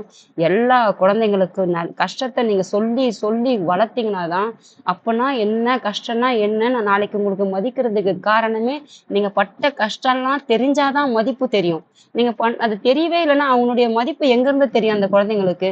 சொல்லாமே வளர்த்தீங்கன்னா உங்களுக்கு கஷ்டத்தையே கொடுக்காம சொல்லவும் இல்லை. நீங்க கஷ்டத்தை கொடுக்காம பார்க்கவும் அந்த குழந்தைங்க அந்த கஷ்டத்துலயும் வளரல, அந்த சூழ்நிலைக்கும் வளரலன்னா அவங்களுக்கு எங்கிருந்து தெரியும்? அது தெரியாததெல்லாம் செஞ்சீங்கன்னா அது நாளைக்கு உங்களுக்கு தான், அது பெற்றவங்களுக்கு தான் அது கெடுதல்ல போய் முடியும். அதனால எந்த ஒரு சின்ன விஷயமா இருந்தாலும் பிள்ளைங்களுக்கு இந்த கஷ்டம் இது இது இருக்கு, இந்த கஷ்டத்தையும் சொல்லிக் கொடுங்க, நல்லதையும் சொல்லிக் கொடுங்க, கெட்டதையும் சொல்லிக் கொடுங்க. 2 விஷயத்தையும் நல்லது வந்தா எப்படி அதை அணுகணும், கெட்டது வந்தா அதை எப்படி வந்துட்டு சமாளிக்கணும், அதை எப்படி தெரிஞ்சுக்கணும். இது 2த்தையும் பிள்ளைங்களுக்கு நல்ல விஷயத்தையும் கெட்ட விஷயத்தையும் எல்லா சூழ்நிலையும் அப்பதான் நீங்க எவ்வளவு சொல்லிக் கொடுங்க. பெரிய பிள்ளைங்களாக தான் கத்துக்கணும்னு கிடையாதுங்க. எல்லாத்தையும் சின்ன வயசுல இருந்து அது சொன்னா கேட்கக்கூடிய வயசு எந்த வயசா இருந்தாலும் சரி, அது 5 வயசானா இருக்கட்டும், 6 வயசானா இருக்கட்டும், சொல்லி சொல்லி சொல்லி வளர்த்தீங்கன்னா தான் அது அப்படியே என்ன சொல்லுவாங்க, பட்டை தீட்டப்பட்டு தீட்டப்பட்டு தீட்டப்பட்டு தான் அது நல்லா மனதுல படிந்த பிறகுதான் அந்த குழந்தை வந்துட்டு நல்ல குழந்தையாவே வளரும். இது என்னோட இது. இன்னைக்கு என் பிள்ளைங்களே எனக்கு அட்வைஸ் பண்ற அளவுக்கு இருக்கிறாங்கன்னா பாத்துக்கோங்க. அதனால நான் பெற்றோர்களுக்கு நான் என்ன சொல்றேன்னா, நான் வளர்க்கப்பட்ட பிள்ளைங்களா இருந்தாலும் ஒரு சில இடத்துல நான் ஏதாவது சொன்னா கூட எனக்கு சொல்ற அளவுக்கு என் பிள்ளைங்கலாம் இருக்காங்கன்னா, அதுதான் உங்களுக்கு சொல்றேன் நானு. இன்னைக்கு மாணவர்கள் கையில தான் வந்துட்டு இந்த நாடே இருக்குது. அதனால எனக்கு என்னன்ட்டு கடந்து போகாம, என்ன நெறைய பார்த்தீங்கன்னா, நான் நெறைய சாலைகள்லாம் போகும்போது என்னையும் அறியாமல தவறா இப்ப நான் ஒரு ஒரு ஒரு வழியில ஒரு வண்டியில போயிட்டே இருக்கேன். குறுக்கல யாருன்னா வந்தாங்கன்னா, "ஏங்க பார்த்து வரக்கூடாதா?" அப்படின்னு கேட்டனா, அப்படி நல்லவனா இருந்தா கம்முனு போயிடுவாங்க. சரி கொஞ்சம் ரூடான ஆளா இருந்தா திட்டிட்டு கூட போகலாம். அதனால என் பிள்ளைங்கலாம் என் கூட வரும்போது, ஒரு விஷயம் மட்டும் எப்பவுமே என்கிட்ட சொல்லுவாங்க. "ஒரு நாளைக்கு யார்கிட்டயும் நல்லா உதவாங்க போறோமா" அப்படின்னு சொல்லிட்டு. அவங்க நல்லவனா இருந்தா சரி கரெக்ட் நம்ம நம்ம தப்புன்னு சொல்லிட்டு ஒத்துட்டு போவான். அராஜகமா புடிச்சா நம்ம ஒண்ணும் செய்ய முடியாதுல்ல. நம்ம நம்ம போயிட்டு நம்ம நம்ம சொல்ல வேண்டியது சொல்லிட்டு போயிட்டே இருக்கலாம்ல. அது நம்ம சொல்றத நிறுத்தவா முடியும்? அவங்க சரி தப்பா வந்துட்டே போறாங்கன்னு வச்சுக்கோங்க. இப்ப நம்ம ஒரு வழியில கரெக்ட்டா நம்ம இதுல போனா கரெக்ட்டா போயிட்டே இருக்குது. எந்த ஒரு பிரச்சனையும் வண்டி வராது அப்படின்னு சொல்லிட்டு, திடீர்னு குறுக்கால வந்தா அது நம்ம தப்பா? இல்லல்ல. அவனோட தப்பு தானே. தப்ப சுட்டி காட்டுனா நம்மளோட தப்பா அது? இல்ல தானே. அப்ப தவறா புரிஞ்சுக்கினா அவனோட தப்பு தானே அது. அத எப்படி நாம போய் அடி வாங்க முடியும்? ஆனா என் பிள்ளைங்க அத சொல்லுவாங்க. "நீ என்னைக்கோ ஒரு நாளைக்கு யார்கிட்டனா அடி வாங்க போறேம்மா. அப்படியே நீ சொல்லிட்டே வந்து ரோட்லலாம்" அப்படின்னு சொல்லிட்டு. அதனால நமக்கு என்னன்னு போகாதீங்க. நான் என்ன சொல்றேன்னா, இன்னைக்கு எந்த சூழ்நிலையும் சரி யாருக்கு வேணாலும் எப்ப வேணாலும் வரும். அதனால நம்ம இன்னைக்கு இங்க படிக்கிறீங்க. நாளைக்கு இன்னொரு ஸ்டேட்ட விட்டு போய் படிக்கிற சூழ்நிலை வரும். இன்னொரு நாட்ட விட்டு சூழ்நிலை போய் வரும். அப்போ அன்னைக்கு அந்த உதவி இன்னொருத்தரோட உதவி நமக்கு தேவை இல்லையா? இன்னைக்கு நீ விதைக்கக்கூடிய அந்த விதை தான் வந்துட்டு நாளைக்கு உனக்கு எங்கேயோ ஒரு இடத்துல போய் கிடைக்கும். அதனால மாணவர்களுக்கு இன்னைக்கு நீ செய்ய வேண்டியது அடுத்த அடுத்த சன்னதிக்கு போய் சேரும். அதனால அந்த பழக்கம் இல்லாம இனிமே இருந்தீங்கன்னா, இந்த வீடியோ நீங்க பார்த்ததுக்கு அப்புறம், அது பெரியவங்களா இருந்தாலும் சரி, சின்ன பிள்ளைங்களா இருந்தாலும் சரி, இதெல்லாம் நீங்க மாத்திக்கிட்டு, உங்களுக்கு இதெல்லாம் உங்களுக்கு வாழ்க்கைக்கு நாளைக்கு உதவும் இதெல்லாம். நமக்கு என்னன்னு போகாதீங்க. நாளைக்கு நமக்கு என்னன்னு போகிறத விட, இது நாம நாம இந்த நாளைக்கு இந்த இடத்துலலாம் நாம இருந்தா என்ன செய்வோம்? அப்படின்றது ஒரு சிந்தனையில போனீங்கன்னா, இதெல்லாம் சரி பண்ணிட்டு போவீங்க. தேங்க் யூம்மா. இதுக்கப்புறம் பார்ட் 2 வந்துட்டு அடுத்த வீடியோல பார்ப்போம்.